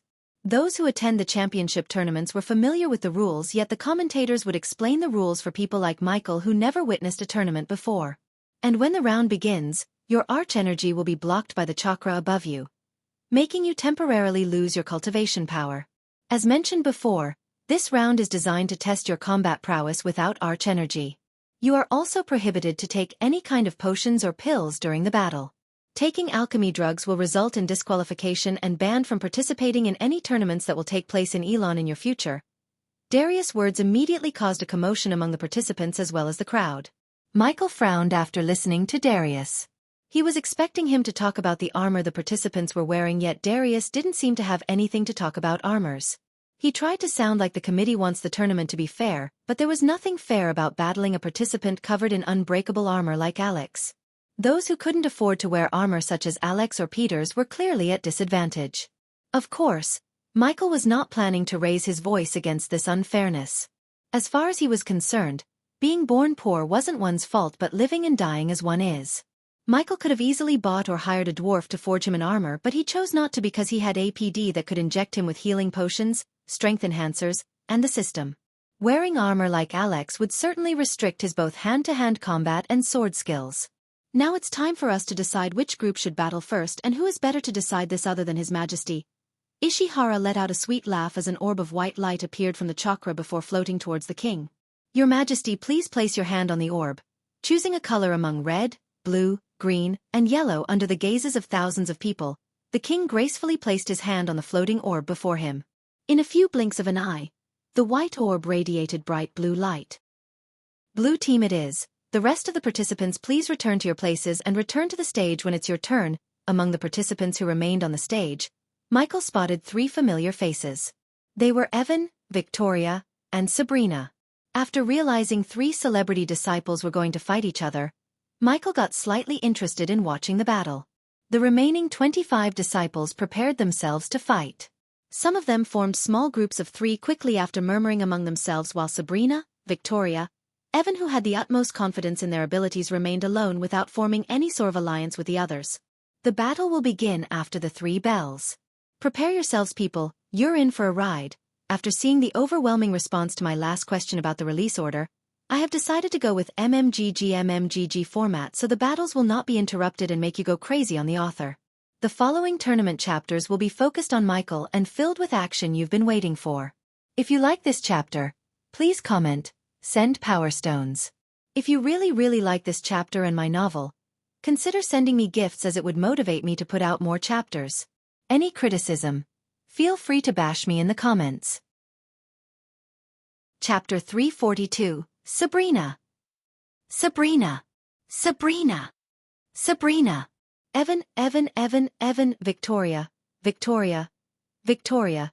The overexcited fans of the celebrity disciples were screaming till their throats hurt. Michael's pavilion was silent. He was sitting on his seat calmly reading the book he bought from Lord Information. For merely 50 badass points, he changed the look of the book and the content inside. If others looked over Michael's shoulder, they could read about the intricacy of building a business empire. Taking his eyes away from the book, Michael looked at the stage to see 15 people remaining. All of them were heavily breathing. Even Sabrina, who seemed like having an easy time, had sweat drops on her forehead. Evan was bleeding in the corners of his mouth, while Victoria had a small cut on her forearm. It's getting interesting, isn't it? Who's gonna be the last remaining 10-inch? Ishihara asked. Among those remaining on the stage, Sabrina is holding the higher number of elimination by throwing the participants off the stage. She had eliminated 4-inch. Michael listened to James Hall comment. Evan stands next to her after eliminating 3 participants by knockouts, and Victoria holds the record of 2 elimination by knockout and 1 by throwing off the stage. Look out! Suddenly everyone's gaze turned at Evan when he shouted. The runes and the arrays placed on the battle stage really drew Michael's attention. They amplified the voices of participants to make the crowd hear what they were talking about while battling. On the stage, participants could hear the crowd cheering but not the commentators talking. Michael saw Evan shouting at Victoria as a bulky muscular mountain running towards Victoria like a crazed rhino. Michael could hear the loud thud noise as he was running towards Victoria. Somewhat thinking about Victoria gonna get thrashed put a smile on Michael's face. However, when the man was just about to spear Victoria, Evan threw himself in the path, pushing Victoria away from the man's path. Boom! When the man clashed with Evan, their collision produced a loud booming sound. Whoa, that's outta hurt, James Hall said. Evan! Victoria lost her composure when she saw Evan getting knocked down by the bulky man. The other participants quickly turned their focus on Evan. It was an amateur move that was capitalized by Sabrina. She suddenly pounced at a nearby participant. When he felt a gush of wind, it was too late as Sabrina threw him out of the stage with a powerful punch to his chest. On the other hand, Michael saw Victoria throw herself at the muscular man with enough force to make him stumble down. While the coordinators came to check whether Evan was knocked out or not, Victoria was punching the muscular man sitting on top of him. Knockout, the coordinators gestured at the crowd after seeing Evan's unconscious body. Idiot, Michael sighed before putting his focus on the book again. After 3 hours of the body-strengthening stage first round and a break, they finally began the first round for the core formation participants. Core formation participants, please come to the stage. Michael heard Darius' voice. Good luck, brother Ghost. Kick their ass, Ghost, Elder Reiner shouted excitedly. Ghost! Ghost! Ghost! Ghost! Under the showering cheers of the pavilion, Michael flew out of there towards the stage. Just like Michael, Alex and Selena too received thunderous cheers. After all, they both belong to Morningstar, one of the biggest sects in Elon. The sun has already fallen into the horizon, yet the lights above them kept the arena as bright as a day. As Michael reached the stage, he saw thousands of eyes landing on him. There were several unknown faces that stood beside him, keeping their distance from him for some reason. No one dared to form an alliance or even talk to him. For them, he was one of the biggest threats that stood in the way of winning the tournament. Michael couldn't care less about what they thought. As far as he was concerned, he was going to win this thing. Ghost, suddenly while the participants were gathering on the stage, Michael heard someone calling his name. Michael looked in the direction of the voice to see Andrews walking towards him. Despite Andrews' worried, dull face, Michael immediately recognized him and greeted him with a smile. Andrews Winston, Michael firmly shook Andrews' hand. I never expected to see you here. The last time I saw you, you were still at Boyd's strengthening stage level 1 and on the verge of dying. Thank you for saving me, Ghost. I just wished I got the chance to thank you under different circumstances. Michael noticed Andrews' eyes move towards the princess. Everyone looked at the princess, but there was something different in the way Andrews looked at her. Then Andrews stood there beside Michael watching the fans in front of them. I need to win this, Ghost. Andrews' voice sounded so serious. Then you shouldn't hold back anything, Andrews. Michael turned his head to look at Andrews. Because I want. Andrews couldn't help feeling a chill running through his spine. Hold still, everyone. As Michael turned his gaze away from Andrews, the coordinators instructed them to hold still. Since they were on the stage, Michael couldn't hear what the commentators were talking about. Ethan, Imelda, and Diana felt their heartache seeing Ghost and Andrews preparing to fight each other. Although it might be inevitable, they still didn't want the two of them to end up in the same group and fight each other. Imelda closed her eyes, praying to the gods to put Michael and Andrews in different groups. Michael looked up at the chakra to see it rotate faster and faster before sending light orbs down. The very next moment, Michael felt a warm sensation as he looked at his hand to see a red translucent layer covering it. The participants soon looked at the stage where the king was sitting. Just like during the body strengthening stage round 1, they saw a white orb traveling towards the stage, but this time, it flew straight to Ashton. It was Ashton's end of the deal to make Michael and Alex fight each other, as Michael had no control over the chakra to make it possible.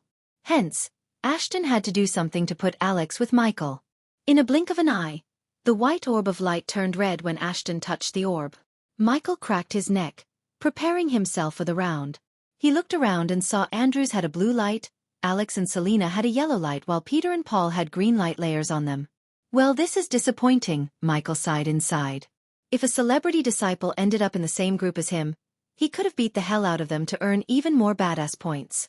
But when he looked at the red-layered participants, he noticed all of them looking at him.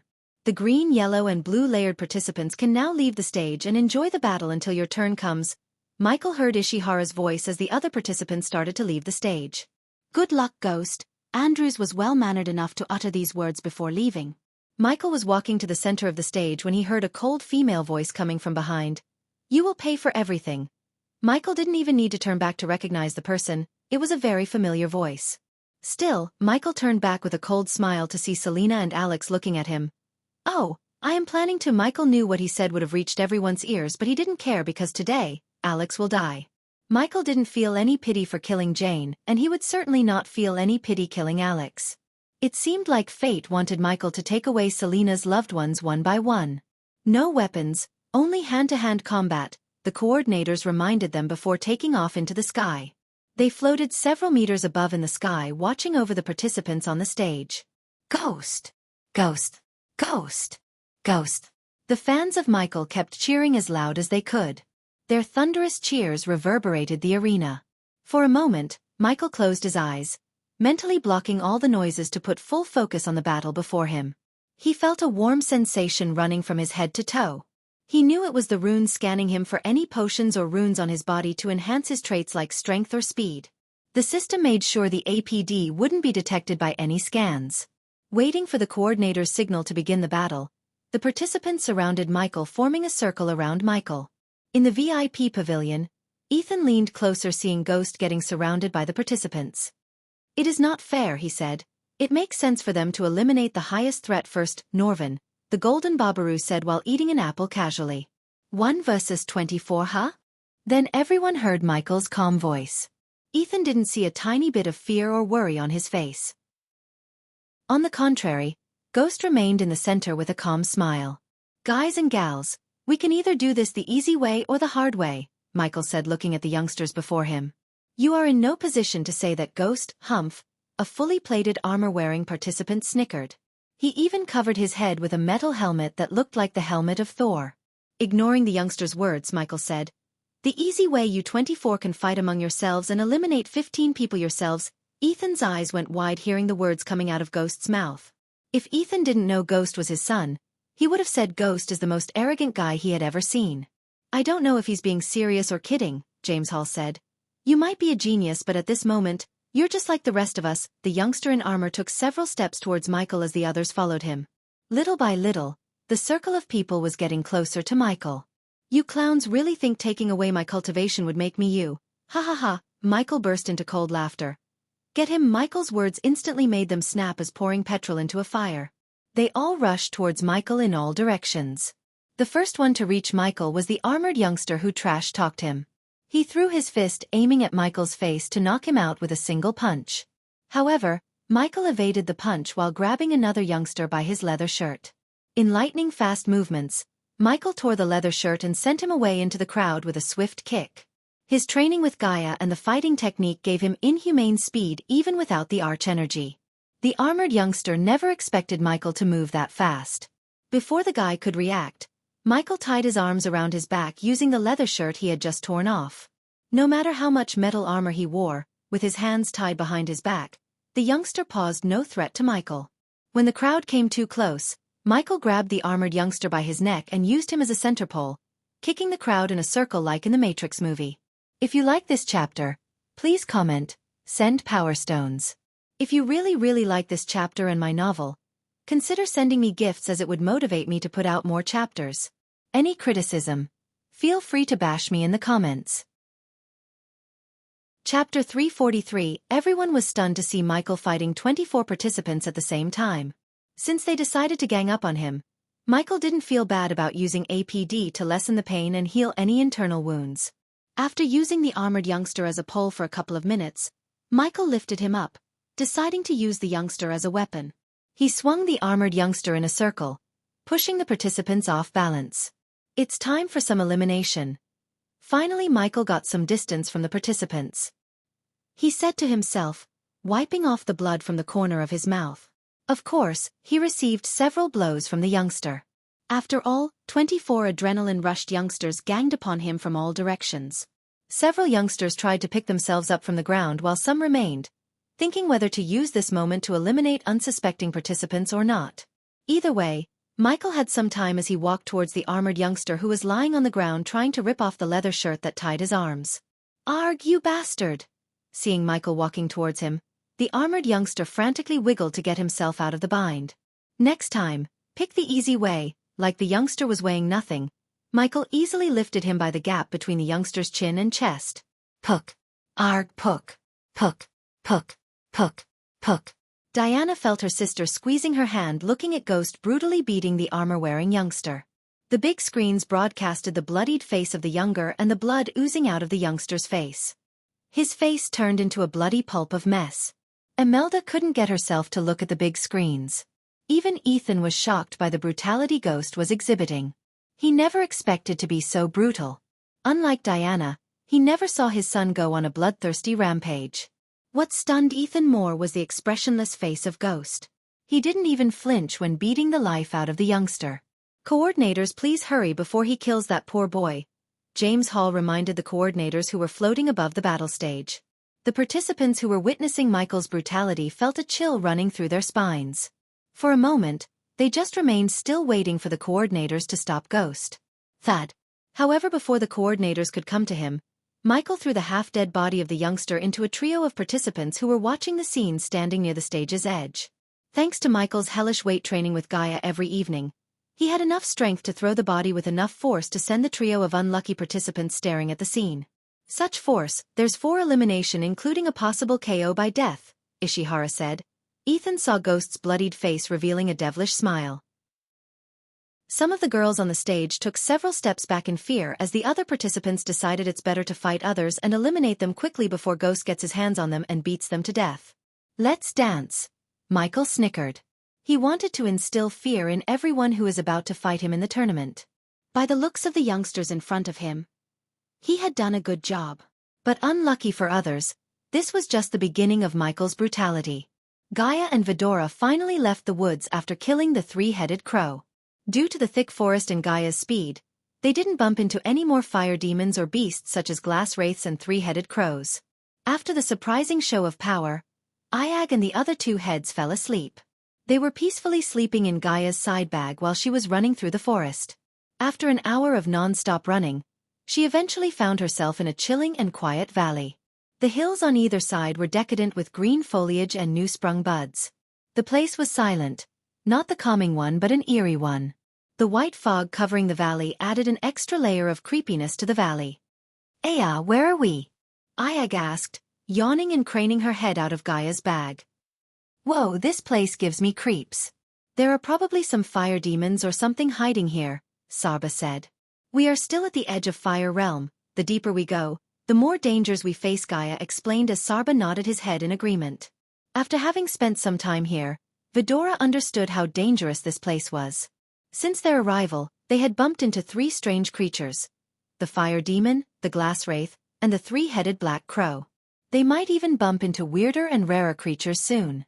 But, no matter how incredible the demons and devils were, Vidora wouldn't feel shocked anymore. This was Fire Realm.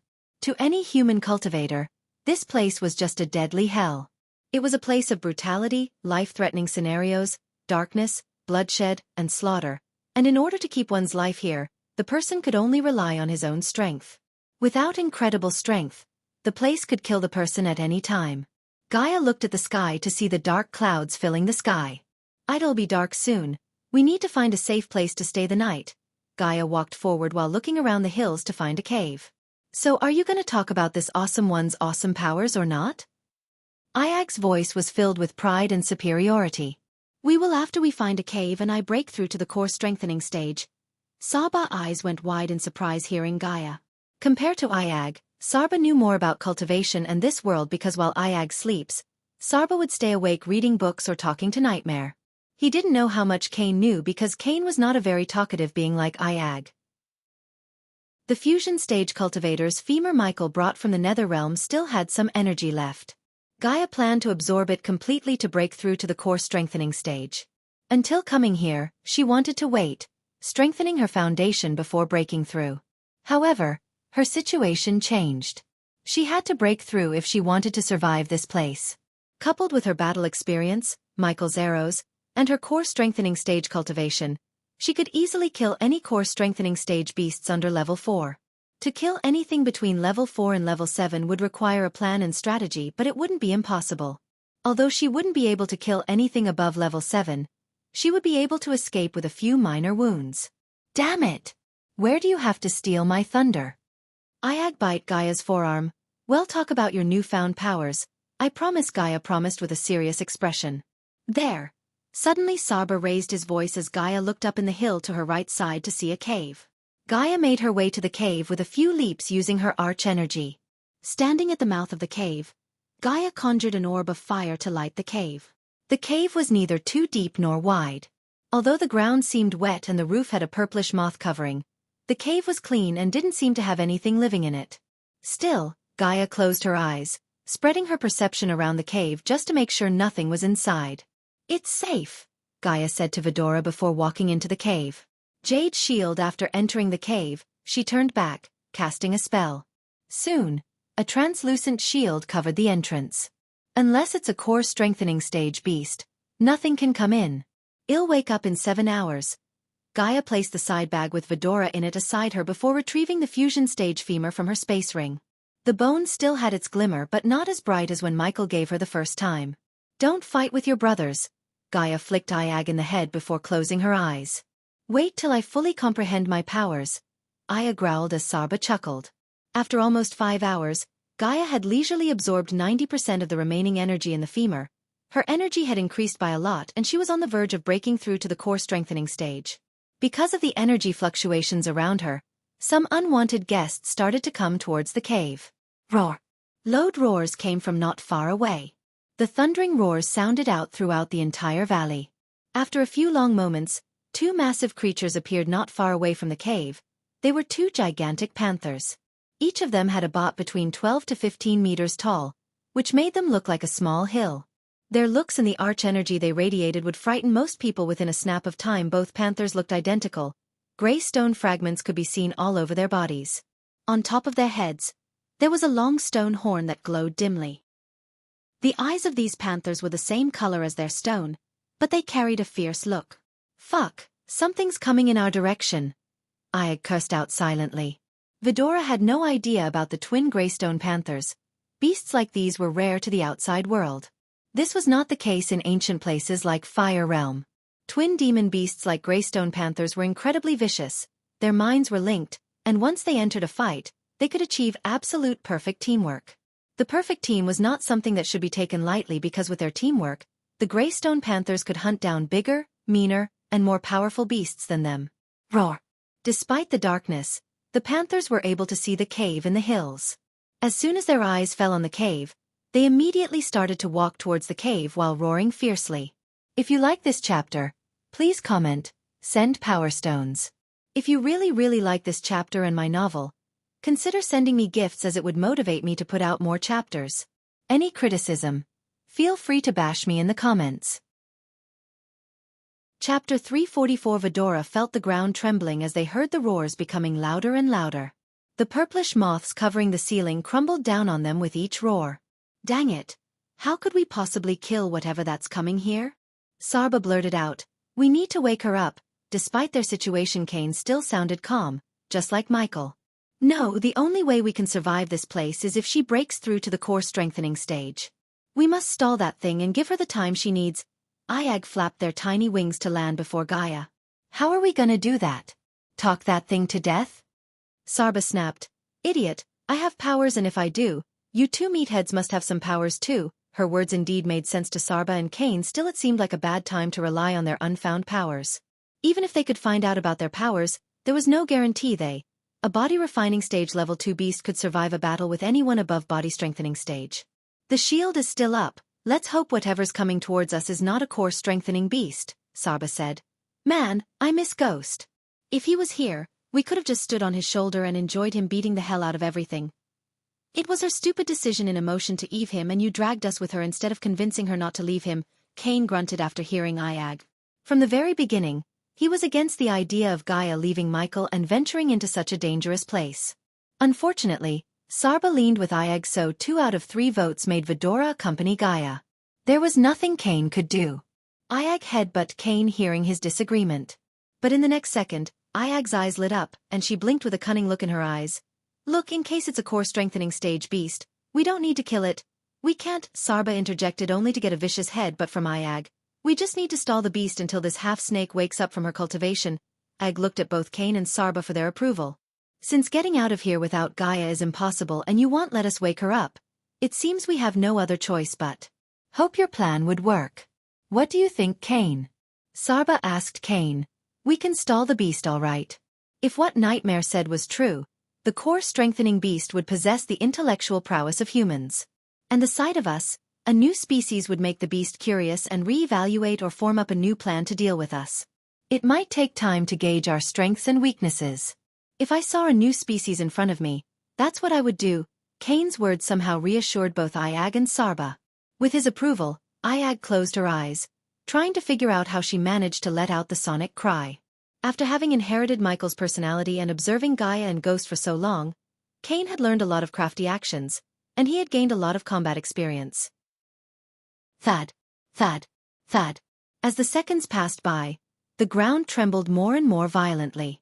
They were getting drenched in purplish moths. It was raining moths inside the cave. However, the moth was the last of Vidora's problems. "If you have any powers, now will be a great time to reveal it, Cain." Saba shivered hearing the roars getting louder and louder. He could tell whatever that's coming to them is closer than they like it to be. "Hey, it can still be a core formation beast and Gaia's barrier can save us." Sarba tried to calm himself by being optimistic. His smile was not the brightest as he still had intense fear hiding behind his smile. Cain muttered. "What? It's not one, it's two." Two beasts. Just as Cain uttered these words, Sarba looked through the translucent shield Gaia cast to see two huge yet majestic panthers made out of gray stone standing at the entrance. Considering Vidora's small stature, the panthers noticed her first before they noticed the tiny beast standing before the human. Both the panthers bore their teeth, which caused Sarba to feel a tingling sensation in his spine. "Dazer, look there," surprising Vidora. One panther talked in human tongue. The voice sounded so rough and animalistic as one would imagine. Soon the panthers both closed their mouths while their slit vertical pupils that shone in silver in the darkness became rounded. The murderous look in their eyes got replaced by curiosity. "We are screwed," Sarba grunted, noticing the panther's cultivation level. Both of them were at core strengthening stage level 3, one level above the three-headed crow Gaia fought. But unlike before, the panthers weren't in a disadvantageous position. In fact, the panthers had the advantage of fighting in a closed space such as the cave. "What is that? I have never seen such a beast before." The other panther gracefully took a step forward. Looking at the shield, one panther just raised its front paw, slowly putting its paw through the shield like it was testing the shield's power. When the panther's paw touched the shield, it produced a ripple through the shield. "Humph!" the panther snickered after making sure the shield couldn't stop or hurt them. Step by step, the panthers entered the cave through the shield. "Get out!" Ayag's eyes abruptly opened as she let out a powerful cry. A more powerful blast of a sonic wave shot out of her mouth and soared towards the panthers. The entire cave shook violently as the panthers got pushed back several steps backward. Although Vidora was just on the body refining stage level 2, the sonic cry had the power of a spell cast by a body strengthening stage level 7. The panthers' eyes went wide except their eyes brimmed with more curiosity and bloodthirstiness. "Nearer, this must be some heavenly beast. And it must be delicious to eat," the panthers talked to each other. "We cannot waste a drop of blood of this beast and we must do it before that human breakthrough to the core strengthening stage. I can feel she's just an hour away from breaking through, then we kill the beast and devour the human before she breaks through." "So much for your theory, Cain," I growled. "Im not," the idiot shouted and kindled their curiosity. Cain snapped. "Eat these too, im all bones and no flesh," the panthers evilly grinned hearing the silver head in the middle trying to plead. "I think we should go with Cain's plan of waking her up." Ayag swallowed a mouthful of saliva. An overwhelming threat to her life shadowed her pride and haughtiness. Just as the panthers were only a couple of meters away from Vidora, an emerald green orb shot into the cave from somewhere. The panthers were startled as they almost jumped back in shock. Boom! Before Vidora could see the orb completely, it exploded creating a muffled booming sound. Soon afterward, a green smoke filled the cave. Vidora immediately tried to close their nostrils with their small wings. "It burns." "Ugh." Unlike Vidora, the panthers growled. Their voices were filled with terror and pain. Soon, they fell onto the ground, rolling frantically like they were on fire. By now, Vidora realized the green smoke didn't pose a threat to them since they felt nothing. As the panthers were rolling on the ground, a golden bolt of lightning hit the panthers from outside the cave. "Ghost." Vidora's eyes went wide as they sparkled in excitement. They couldn't help but let out a long heave of sigh. However, Cain noticed something different with the lightning bolt. He looked at the panther which got hit by the lightning bolt to see a sword sticking out of the panther's gut. "Swords of justice," a calm yet magnetic voice sounded in the cave. Vidora looked at the cave entrance to see a human in pure white robes making his way towards them with a glistening white sword in each hand.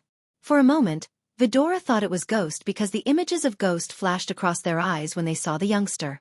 Except for the color choice of his dress, this youngster possessed the same swag and grace of Ghost. In simple words, he looked just as dashing and stunning as Ghost in Vidora's eyes. Vidora saw the youngster raise his swords at the panthers before swinging them in the air. In a snap of time, several energy swords resembling the swords in his hand appeared above the panthers. The youngster winked at Vidora as the swords hanging above the panthers fell straight into the ground while skewering the panthers. The panthers frantically wiggled in pain, blood gushing out of their bodies. Still, no matter how hard they squirmed, they couldn't cast a spell or escape the wrath of the swords. Vidora was completely stunned seeing the youngster's prowess. They never expected a core formation level 4 youngster to kill not one but 2 core strengthening stage level 3 beats with such ease. Cain could guess it was that green smoke that affected the panthers, somehow making them vulnerable to the spell he cast. Under Vidora's shocked gazes, the youngster went closer to the panthers before ending their suffering once and for all by stabbing the panthers through their hearts using his swords. Then he squatted down to pull out the cores from the panther's chest. Whoosh! Just after a few seconds, the youngster pulled out the cores. A strong gust of wind swirled inside the cave, forming a small tornado around Gaia. An eye-hurting bright light enveloped her body. The light covered her body for a few more minutes before fading away. She did it, Ayag shouted excitedly. Gaia then abruptly opened her eyes and her sharp gaze fell on the youngster standing before her. Noah Winston, Vidora saw the youngster letting out a calm smile. Elia, or should I call you Gaia Ashton? If you like this chapter, please comment, send power stones. If you really like this chapter and my novel, consider sending me gifts as it would motivate me to put out more chapters. Any criticism, feel free to bash me in the comments. Chapter 345. System, upgrade all the spells to max levels. Michael just sat there beside Claire while looking at his status window. He had 500,000 badass points that were waiting to be spent. Wonderful. Of course, the system can't upgrade the existing spells and skills to max level. Not max, just upgrade them as much as you can with the points I have. He wouldn't have chosen to upgrade the spells and skills if he didn't hear the Morning Star in Golden Valley is prioritizing to eliminate him from the tournament.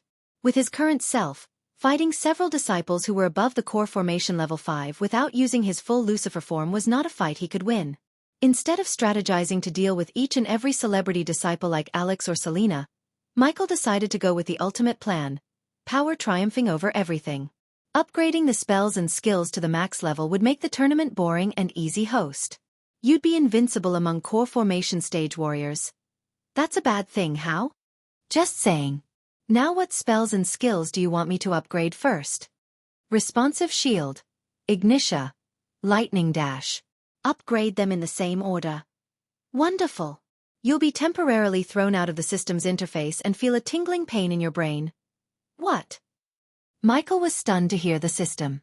However, before he could ask why, the system interface disappeared from his eyes. Another elimination for Alex and Selena. When he exited the system, Michael heard James Hall's excited voice. He looked around to see the disciples of Morningstar screaming as loud as they could to cheer Alex and Selena. On the stage, Alex and Selena moved in perfect rhythm like they were dancing.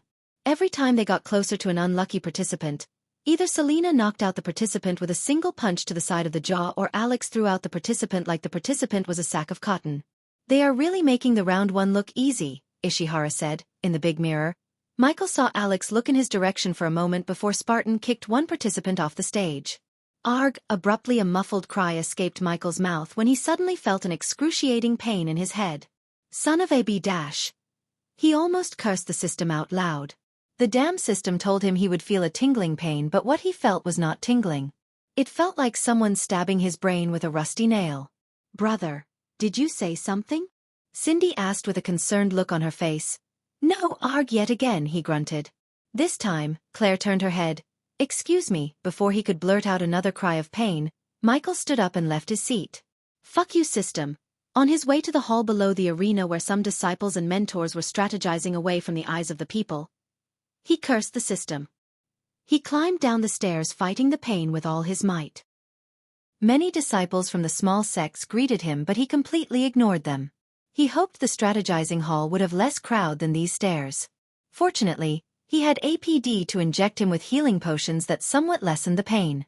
Soon, he started to sweat like he was locked into an oven. Navigating through the labyrinth of corridors, Michael finally entered a spacious hall with several groups of disciples in various armors and uniforms. They all looked extremely tense. Michael looked around the hall for a few moments before his eyes fell on a small lion's head which spit water through its mouth. Above the little lion head, they had a mirror hanging on. Now that he looked around, he saw several structures like these. He guessed that the nervous participants could wash their faces and freshen up a little before walking to the battle stage. Is that Ghost? Yeah, it is. What's he doing here? Stay away from him. Did you see what he did to that guy? I never thought a gentle-looking guy like him would be so cruel. Shoo, he's gonna hear us. Although Michael didn't notice her among the disciples, Sabrina noticed him. She wanted to kick those who were bad-mouthing him. Unlike most of the disciples here, Ghost earned everything through his hard work. Sabrina admired that about Ghost. Moreover, she felt immense gratitude towards Ghost for saving not only her but also her mother and Andrews. Arg, fuck, how long is this upgrading gonna take? Michael gripped the edge of the sink so tightly as lines of cracks started to appear in the pearl-white sink. Letting go of the sink, Michael took a handful of clear water to wash the sweat off of his face. He kept splashing water onto his face until he saw a familiar face in the mirror standing behind him. Miss Sabrina. Michael turned back with water running from his face onto his black turtleneck. Here, before Michael could get the towel from his space ring, Sabrina reached out her handkerchief to him. Thank you. Michael was in too much pain to argue with Sabrina over a handkerchief. The male disciples who were dying to get Sabrina's attention ever since they got here became so jealous of Michael. Not only did she voluntarily go to talk to him but also gave him her handkerchief so he could wipe his face with it. I want to ask you something if you don't mind. Sabrina opened and closed her mouth several times before finally speaking these words. Shoot. Michael felt somewhat better after washing his face. The pain in his brain slowly started to ease. Michael took out a leather drinking pouch from his space ring. While Sabrina was forming her words, he took a long sip from the pouch. He then leaned on the wall behind him. I know Elia is not competing in the tournament, but if she did, do you think I still have the chance to win the championship? Michael was genuinely surprised by her questions. Moreover, she seemed like she was looking for his approval or something. Michael was not the only one who was surprised. Her friends seemed stunned. Sabrina was kind of a girl who was independent, strong, and someone would even say arrogant. However, right at this moment, she seemed so obedient and meek in front of Ghost. They had never seen her act like this before. First of all, you don't need others to tell you the odds.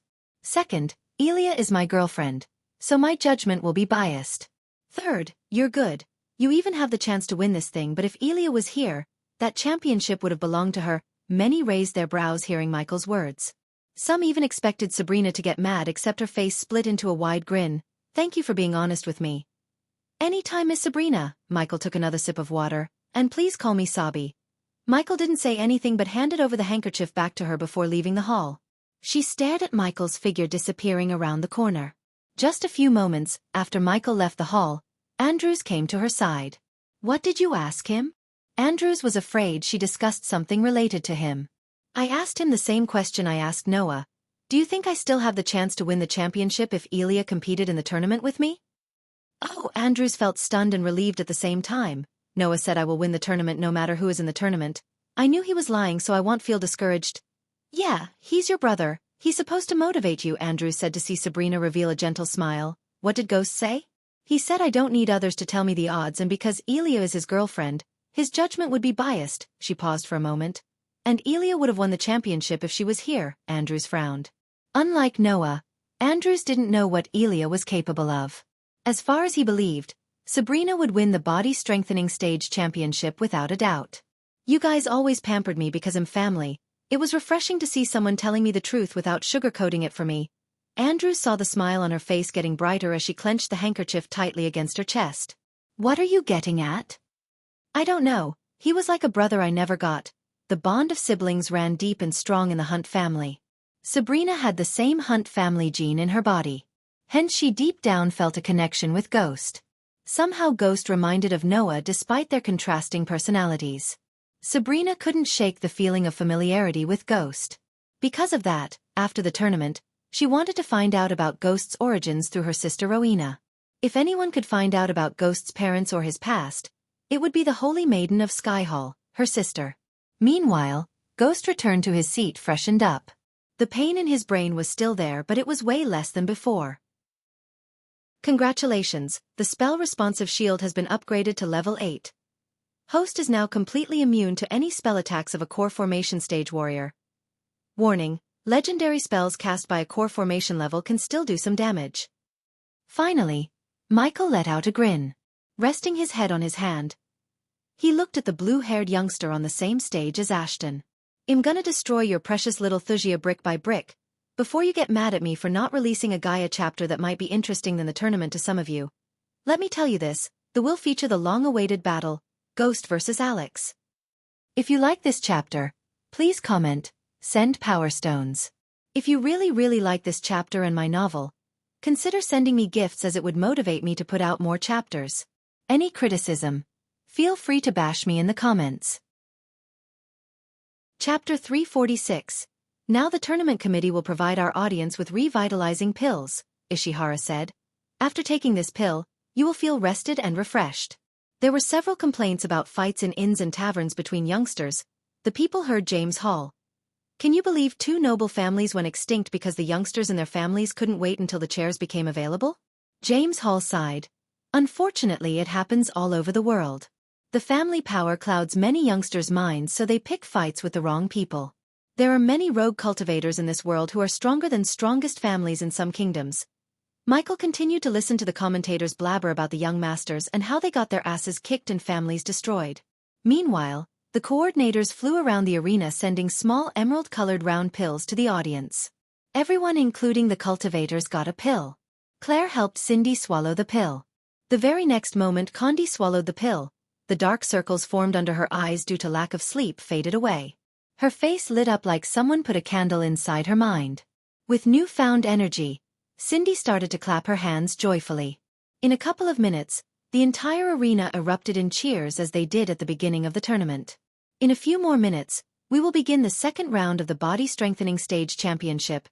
Darius' voice calmed down the people. The people leaned forward on their seats. The second round of the tournament will be just like the first round with one simple change. In the second round, participants can use a weapon of their choice. But they can't change their weapons middle of the battle. You pick it, you stick with it.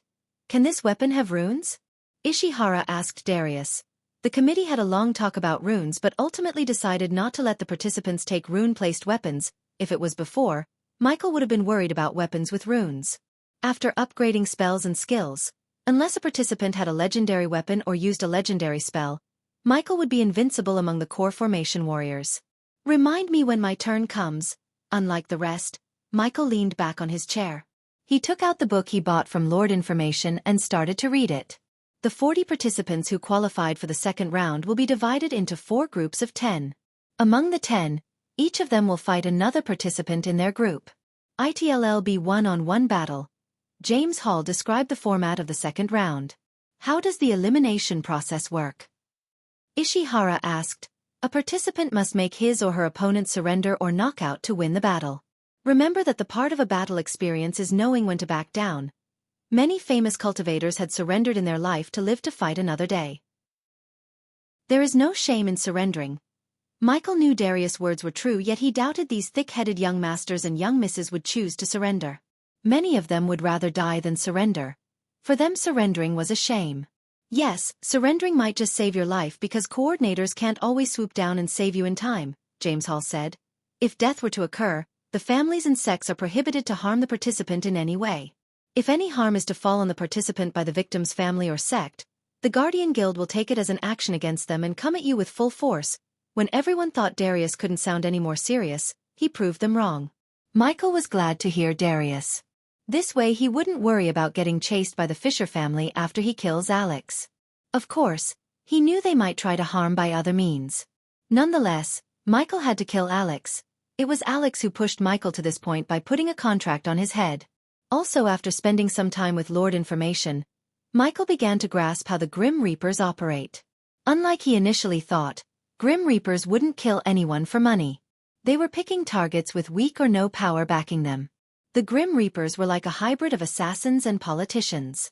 That was why the Grim Reapers had never killed a high-value target like a king or a sect leader, because they knew if they did, the guild would be decimated.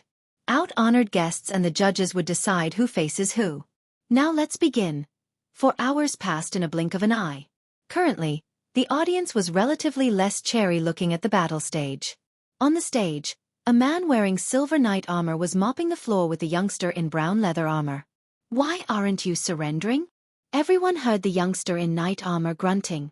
He lifted the golden-haired youngster by the neck and kept punching him in the face. This has stopped being a battle a long time ago. Why isn't he surrendering? Ishihara's voice didn't sound as cheery as always. She felt pity for the golden-haired youngster. It was obvious Andrews lacks real battle experience, but you don't need to be forged in a battlefield to realize when to back down and surrender. You're right, James. Sir Galahar is offering the chance for Andrews to surrender. If anyone else was in Sir Galahar's shoes, Andrews might have lost his life by now. Why is he not surrendering? Claire's voice was filled with concern and pity. Love, Michael mumbled under his breath, looking at Princess Catherine on the stage. The princess' clenched fist and shaking hands were obvious signs of her being in love with Andrews. Otherwise, why should a princess look so pale and gloomy looking at Andrews bleeding on the stage? Michael lived long enough to differentiate pity from love. The beating had been going on for almost half an hour. Michael was surprised by Andrews' ability to take the beating. At first, Michael thought he would lose consciousness after being beaten for 10 minutes, but he was proven wrong. After beating the crap out of Andrews, the knight started to lose his cool. He grunted before throwing Andrews a few meters away from him. Galahar's red hair fluttered in the wind while the smile he wore on his face was nowhere to be seen. While losing his patience, Galar failed to notice Andrew grab the hilt of his sword lying beside him. Andrews rolled over to the side, hiding the sword in his hand from Galahar's eyesight. I'm going to stop the fight. Imelda couldn't watch Andrews getting beaten to death anymore. She stood up from her seat, tears rolling down on her face. Cling. Pulch. Suddenly a sound of metal hitting metal reverberated in the arena, followed by the sound of flesh getting stabbed. Imelda wiped off the tears to make her eyesight clear. When her eyesight cleared, she saw Andrews hanging by Galahar's hand in the air, but Galahar had a sword sticking through his throat. Everything happened so fast. At first, Galar lifted Andrews by his neck, as usual. This time everyone thought Galar was going to break Andrews' neck. In the heat of anger, Galar failed to notice the sword Andrews hiding behind his back. When Galar lifted Andrews up, Andrews used the momentum to stab Galar in the throat. Galahar let go of Andrews as he tried to get the sword out of his throat.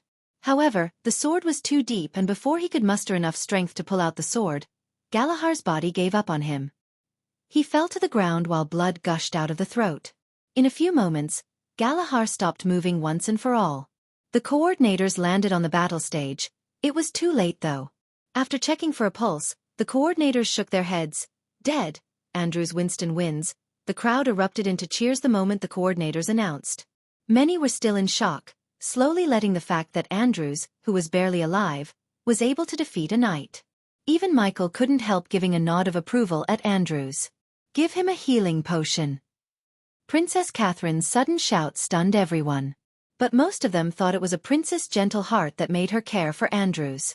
It was almost midnight when the Core Formation Stage Championship had only one fight remaining. Before announcing the last fight, yet again the coordinators awarded the audience with revitalizing pills for the crowd. Even without taking the pills, the crowd was so excited for the last fight because only 2 participants remained to battle: Ghost and Alex. Now it's time for the final battle of round 2, the battle everyone including myself is looking forward to. James Hall sounded excited, just like the crowd. Participants Ghost and Alex, please come to the battle stage. Ghost. Ghost. Ghost. Ghost. Ghost. Alex. Alex. Alex. Alex. Alex. Both the fans of Ghost and Alex shook the arena with their thunderous cheers. Soon the cheering turned into a competition of whose cheers sounded louder. Under their thunderous cheers, Michael and Alex landed on the battlefield with a smile on their faces. Alex took out a long golden spear from his back while Michael remained still. The coordinators flicked their wrists as Michael felt a warm air brushing past him. It was the runes placed on the battleground scanning him for hidden weapons or weapons with runes. Looking at Michael, Alex let out a cold smile. It's time we finish our little dispute. If you like this chapter, please comment, send Power Stones. If you really like this chapter and my novel, consider sending me gifts as it would motivate me to put out more chapters. Any criticism? Feel free to bash me in the comments. Chapter 347. As Michael and Alex stood at the edges of the battle stage, the cheers dulled down. The crowd was too excited to cheer. Michael calmly remained with his hands folded. He didn't unsheath his dual swords. On the other side, Alex stood with his long golden spear in his hand. The spear was nothing that would scream craftsmanship. Rather, it was plain looking. The entire spear looked like it was made of gold. The long point looked extremely sharp and pointy. Despite its normal looking, Michael could sense the overwhelming power the spear was radiating. Since the participants were not allowed to use arch energy, Michael wouldn't be able to use responsive shield to protect himself from the spear. Luckily, Michael trained his sword mastery to 96% and serpent mega to 93%. Both these skills enabled him to move nimbly and at an extreme speed even without using arch energy. Can we get this over with? I have a championship to win. Michael sounded bored to everyone. Did you hear that, guys? He's so sure, Ishihara commented. There's a fine line between confidence and arrogance. We just need to wait and see which is which. James Hall answered Ishihara. Michael's words caused a commotion among the fans of Alex. Beat him. Beat him. Beat him. Beat him. Beat him. The morning star dispels and fans of Alex began to chant in unison while Michael remained calm despite their cheers. However, suddenly Michael's brows furrowed as he saw Alex remove the armor covering his chest. The spear remained still without falling down while Alex continued to remove his armor pieces one by one. Thud. Alex threw the armor pieces on the ground. Each time a piece hit the stage, the heavy metal produced a thud sound. You're kidding me? Michael was confused. What is Alex doing? Michael was not the only one who was confused. Even Ashira couldn't help asking the question. He's throwing away his advantage over Ghost and leveling up the field. Although Darius' words made sense, many couldn't believe Alex. After I kill you, I don't want people to say that I had an advantage, Alex coldly smiled. His words got amplified by the runes and sent a chill running through Ethan's spine. Diana clenched her fist while trying her best to control the killing intent from showing in her eyes. Kill me. Michael tilted his head, pretending to be shocked. You're not gonna beg for mercy and surrender, are you? As he snickered, Alex removed the last piece of armor that covered his abs. Throwing the armor onto the stage, he stood flexing his flawless smooth skin to the audience. Alex had a perfect upper body with six-pack abs, a chiseled chest, and perfectly placed muscles. Oh my god. So sexy. Sister Selena is really a lucky girl. Ah, look at his abs. So smooth with his silver hair fluttering in the wind and golden spear in one hand, Alex looked like a model for magazines. Many girls had sparkling eyes looking at Alex. Even men couldn't help feeling jealous of his body. Granted, cultivators had good bodies, but Alex had a magnificent body. It was obvious he was working out in addition to cultivating, or he wouldn't have gotten such perfectly sculpted muscles. Let's start this, Alex taunted Michael to step forward. Fight! Fight! Fight! Fight! The crowd erupted yet again, seeing the both of them walking towards each other to fight. Unlike Alex, Michael still hadn't unsheathed his swords. Diana and Ethan moved to the edge of their seats as they didn't take their eyes away from Michael. Every single person in the arena, including those who remained in the strategic hall, came outside to see the battle. Alex made a mistake by removing his armor. He gave up the advantage he had over Ghost. That was the difference between Alex and Michael. Michael would have never let go of his advantage. Thus, Michael still had APD to inject him with the potions such as healing potions. Considering APD was made of junk metal and connected with the system, the runes didn't pick up the APD. As far as the committee and the coordinators were concerned, the APD was just a black bracelet Michael wore for style. When Michael and Alex got close, Alex stabbed the spear aiming at Michael's chest. His thrust was so fast that it almost hit its target. With a sway of his body, Michael evaded the spear, yet Alex was quick enough to hit Michael with a staff. Following the staff attack, Alex roundhouse kicked Michael. Although Alex removed the armor above his waist, he still wore metal boots. Hence, when the kick landed on Michael's shoulder, Michael had pushed away a couple of meters while Michael felt his shoulder bones hurt. If the kick had a little more force and he didn't have APD, his shoulder would have been dislocated. Without giving a moment for Michael to breathe, Alex dashed at him with his spear pointing at Michael's throat. Everyone who saw Alex move knew it was not his intention to make Ghost surrender, but he wanted to kill him. Shaking his aching shoulder, Michael quickly evaded the spear's pointy end before hitting the spear on the shaft just below the blade using his other hand. Just when everyone thought Alex made a mistake by getting closer, Alex pulled back the spear and grabbed the spear in the middle. Check, check, check, check, check, check. Alex started to attack Michael with a spear and his bare hand. Their clash produced continuous sounds as Michael felt like he was in a martial arts movie. Ouch, that has to hurt, after seeing Ghost and Alex exchange more than 40 blows in a minute, James Hall opened his mouth looking at the spear cut across Ghost's chest. Diana clenched her fist tighter as her nails started to sink in her palm. Blood spattered on the battle stage as Alex and Ghost continued to exchange blows. As time went by, more and more cuts appeared on Ghost's body. Still, they were at a stalemate that irritated Alex. Arg! Letting out a loud roar, Alex sent Ghost several meters back with a swift Spartan kick to his chest. He's good. Even the system flattered Alex after their exchange of blows. In 2 minutes, they exchanged at least 100 kicks and punches. Both of them had sweat drops on their faces. Michael almost looked like a beggar with his long coat and turtleneck that had several cuts and holes. Thinking about surrendering? Yee-yay-yay. Alex. Alex. Alex. Alex. Alex. Alex. The thunderous cheers of Alex fans swept across the arena. The entire pavilion of Ghost's fans went silent looking at his state. Ethan was speechless as she stared at the bleeding cuts on Ghost with an aching heart. Ha ha ha ha ha ha. Michael suddenly burst into laughter to everyone's surprise. His laughter reverberated in the arena, silencing the cheers. Guys, I'm confused. Why is he laughing? Just like everyone else, Ishihara was also confused. I don't know. James Hall shook his head. Did you think I was fighting you seriously? As he said, Michael flexed his shoulders as the long coat and sheaths that had his 2 swords fell off. The audience could now clearly see the definition of his muscles through the cut and torn black turtleneck. Diana saw Michael ripping off his already ripped and torn turtleneck, revealing his upper body. The moment she saw his body, she felt a chilling running through her spine. Unlike Alex's body, which was smooth and fine, Ghost's body was riddled with scars. Compared to Michael's muscle definition, Alex was nowhere close to him. Each and every muscle in Michael's body looked created separately and glued together to form a perfect muscular body. In addition to muscle definition, every muscle in Michael's body was bigger than Alex. Diana's heart ached to see the scars on his body. She couldn't even imagine what her son has to go through to get all those scars. Michael slowed down the healing potion injection through APD. He didn't want the coordinators to suspect him of using healing potions. If the cuts disappeared to the naked eyes, they would definitely suspect something amiss. Hence, Michael let the cuts hurt and bleed.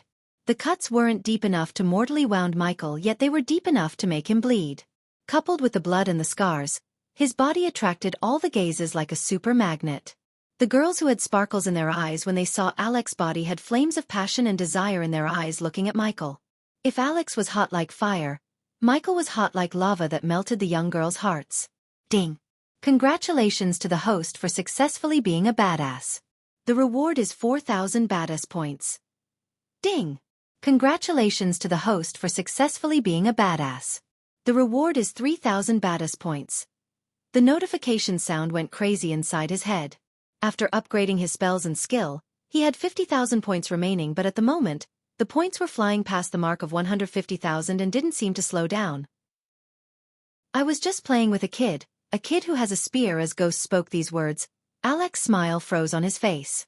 The next moment, Diana saw Ghost stomp the stage beneath him as the stomp made the swords lying on the ground fly straight into his hand. It seemed like he was controlling the sword using an invincible force. Cling! Michael brushed his 2 swords together as they produced a stream of golden red sparks. The broadcasting tunes focused on Michael's face to broadcast his smile in the giant mirrors. Let's end this. Sorry, I broke the chapter releasing pattern. I thought you guys and gals would love to see the fight. Let me know you want to see the fight in the very or after 2 Gaia chapters. If you like this chapter, please comment, send Power Stones. If you really like this chapter and my novel, consider sending me gifts as it would motivate me to put out more chapters. Any criticism, feel free to bash me in the comments. Chapter 348. Despite the blood dripping from the cuts on his chest and shoulder, Michael walked towards Alex with an amused grin on his face. Alex's biceps got bigger when he clenched the spear even tighter. This time Alex dashed at Michael with an extreme speed that many doubted it was even possible to move this fast without arch energy.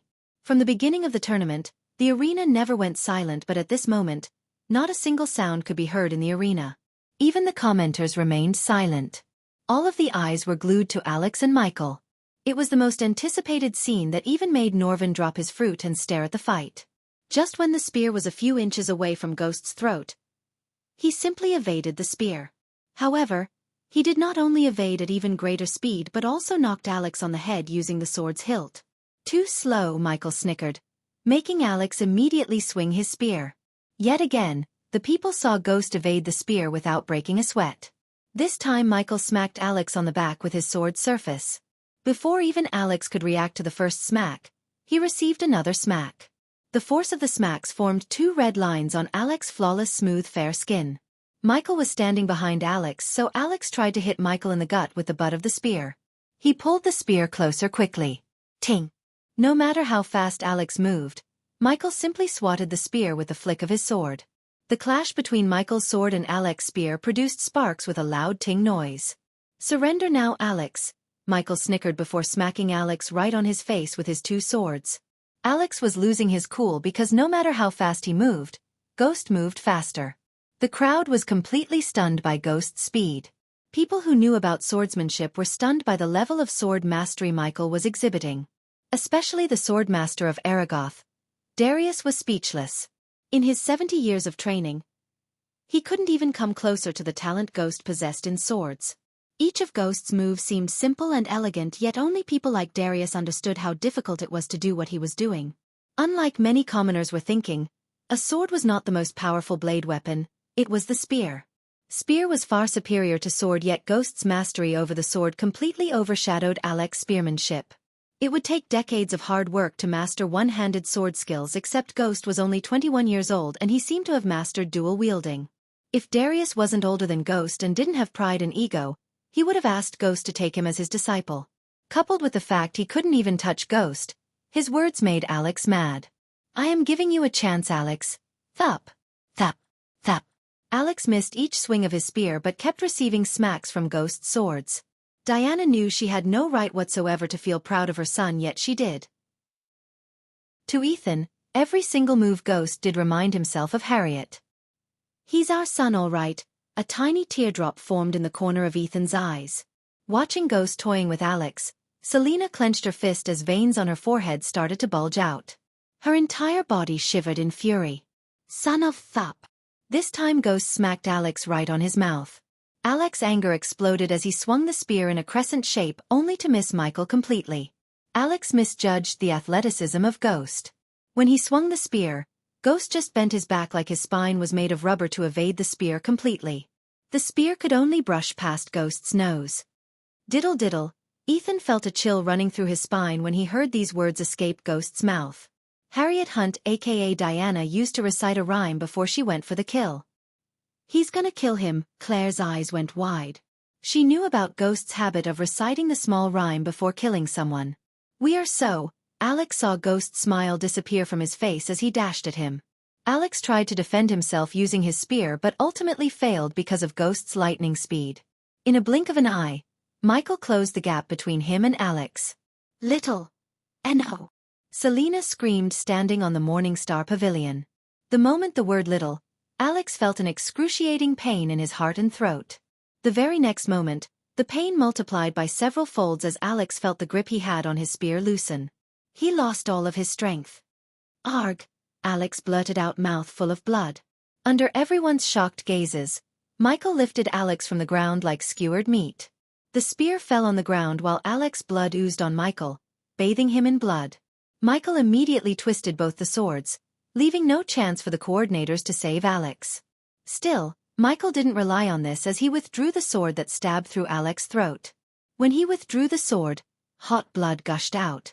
Within a snap of time, he stabbed Alex right between the eyes, ending Alex's life once and for all. Coordinators. It took a few moments for everyone to come out of their daze, including the commenters and coordinators. Ishihara immediately stood from her seat while screaming at the coordinators. Michael was completely covered in the blood oozing out of Alex's wounds. He looked like the devil incarnate in many people's eyes. A few moments after Alex closed his eyes, the coordinators landed with haste on the stage. Still, Michael didn't put down Alex's body. Diana's heart skipped a beat seeing her son like this. This was the dark side of him that she never wanted to see. Only Ashton had a grin on his face seeing Michael like this. In the giant mirrors, the crowd started at Michael's face without batting an eye. The dark red blood oozed on his face, painting his face red. When he smiled, many felt like fainting. It was so terrifying for the weak-hearted. "You should warn your brother," Norvin said to Alicia with a grimace face. And Andrews, as silence enveloped the pavilion, Diana's serious voice drew the attention of Alicia. Meanwhile, back in Gaia's cave, Noah was leaning on the cave's wall with folded arms. Gaia had black lines on her forehead after hearing Noah call her by her real name. She was still wearing the mask that Ghost gave her. Despite the mask, Noah found out her identity. She wondered how. Just when she thought she couldn't get into any more trouble, she fell into a deep pit of trouble. Among all the people, it had to be Noah who found her secret, a guy who not only connected to Guardians but also to her stepsister. In addition to her secret, he even saw the Hydra. Killing him would solve the problem, but Ghost warned her about Noah. At this moment, Gaia's instincts told her to heed Ghost's warning. "Your sister and the whole Nagaland thinks they crippled your cultivation. They are in for a rude awakening." Noah chuckled while Vidora quickly flapped their wings to land on Gaia's lap. "A three-headed Hydra, fancy," his words stunned Gaia. He sounded like he knew about Vidora's species. "You're a long way from Ghost. Does he know you're here?" Noah walked towards the two dead bodies of the panthers while still maintaining eye contact with Gaia. "Of course he doesn't. If he did, he wouldn't have sent you here. Especially if he knew this was the place that took your mother away from you. You know your sister and father are pretty worried about you." Noah flicked his wrist as a green gourd appeared in his hand. On the other hand, Gaia couldn't bear to hear his nonsense anymore. "Humph, worried? My loving sister threw me in jail while my father of the year crippled me. So pardon me for not believing the bullshit coming out of your mouth." "Ha ha ha." Unexpectedly, Noah burst into laughter before pouring a green liquid from the gourd onto the dead bodies. "Your sister is naive and your father. Well, I don't talk ill about others, but your father is a piece of work. I mean, what kind of father would cripple his firstborn?" Gaia was surprised to hear these words from Noah, but she sensed there's a but coming. "But you did commit crimes such as bribery, assassinations, and my favorite, mass murders," as he said. Noah threw the gourd with the dead bodies before snapping his finger. When he snapped, a spark of fire appeared from his hand and shot towards the dead bodies. The moment the sparks met the liquid, dark green flames engulfed the dead bodies. "If you think serial rapists who raped and killed hundreds of my people, massacred innocent people in cold blood deserve a second chance, you are just as naive as Zanali." Gaia stood up, gently putting Vidora on her shoulder. Since he saw them, there was no need to hide them anyways. "Did you know when you burned the prison to the ground, there was one family who went to say goodbye to their father and one family went there to see their brother before leaving Nagaland, hoping to start a new life?" Gaia's heart skipped a beat as Noah continued. "One family had two 11-years-old kids and a mother, and the other had one 8-years-old, two 15-years-old and grandparents in their 60s. What did they do to deserve to be burned alive?" If you like this chapter, please comment, send Power Stones.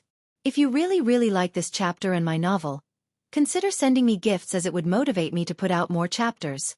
Any criticism, feel free to bash me in the comments. You're tuning in to the Wisdom Diary YouTube channel. Don't forget to subscribe and join us on this journey to catch the most captivating stories.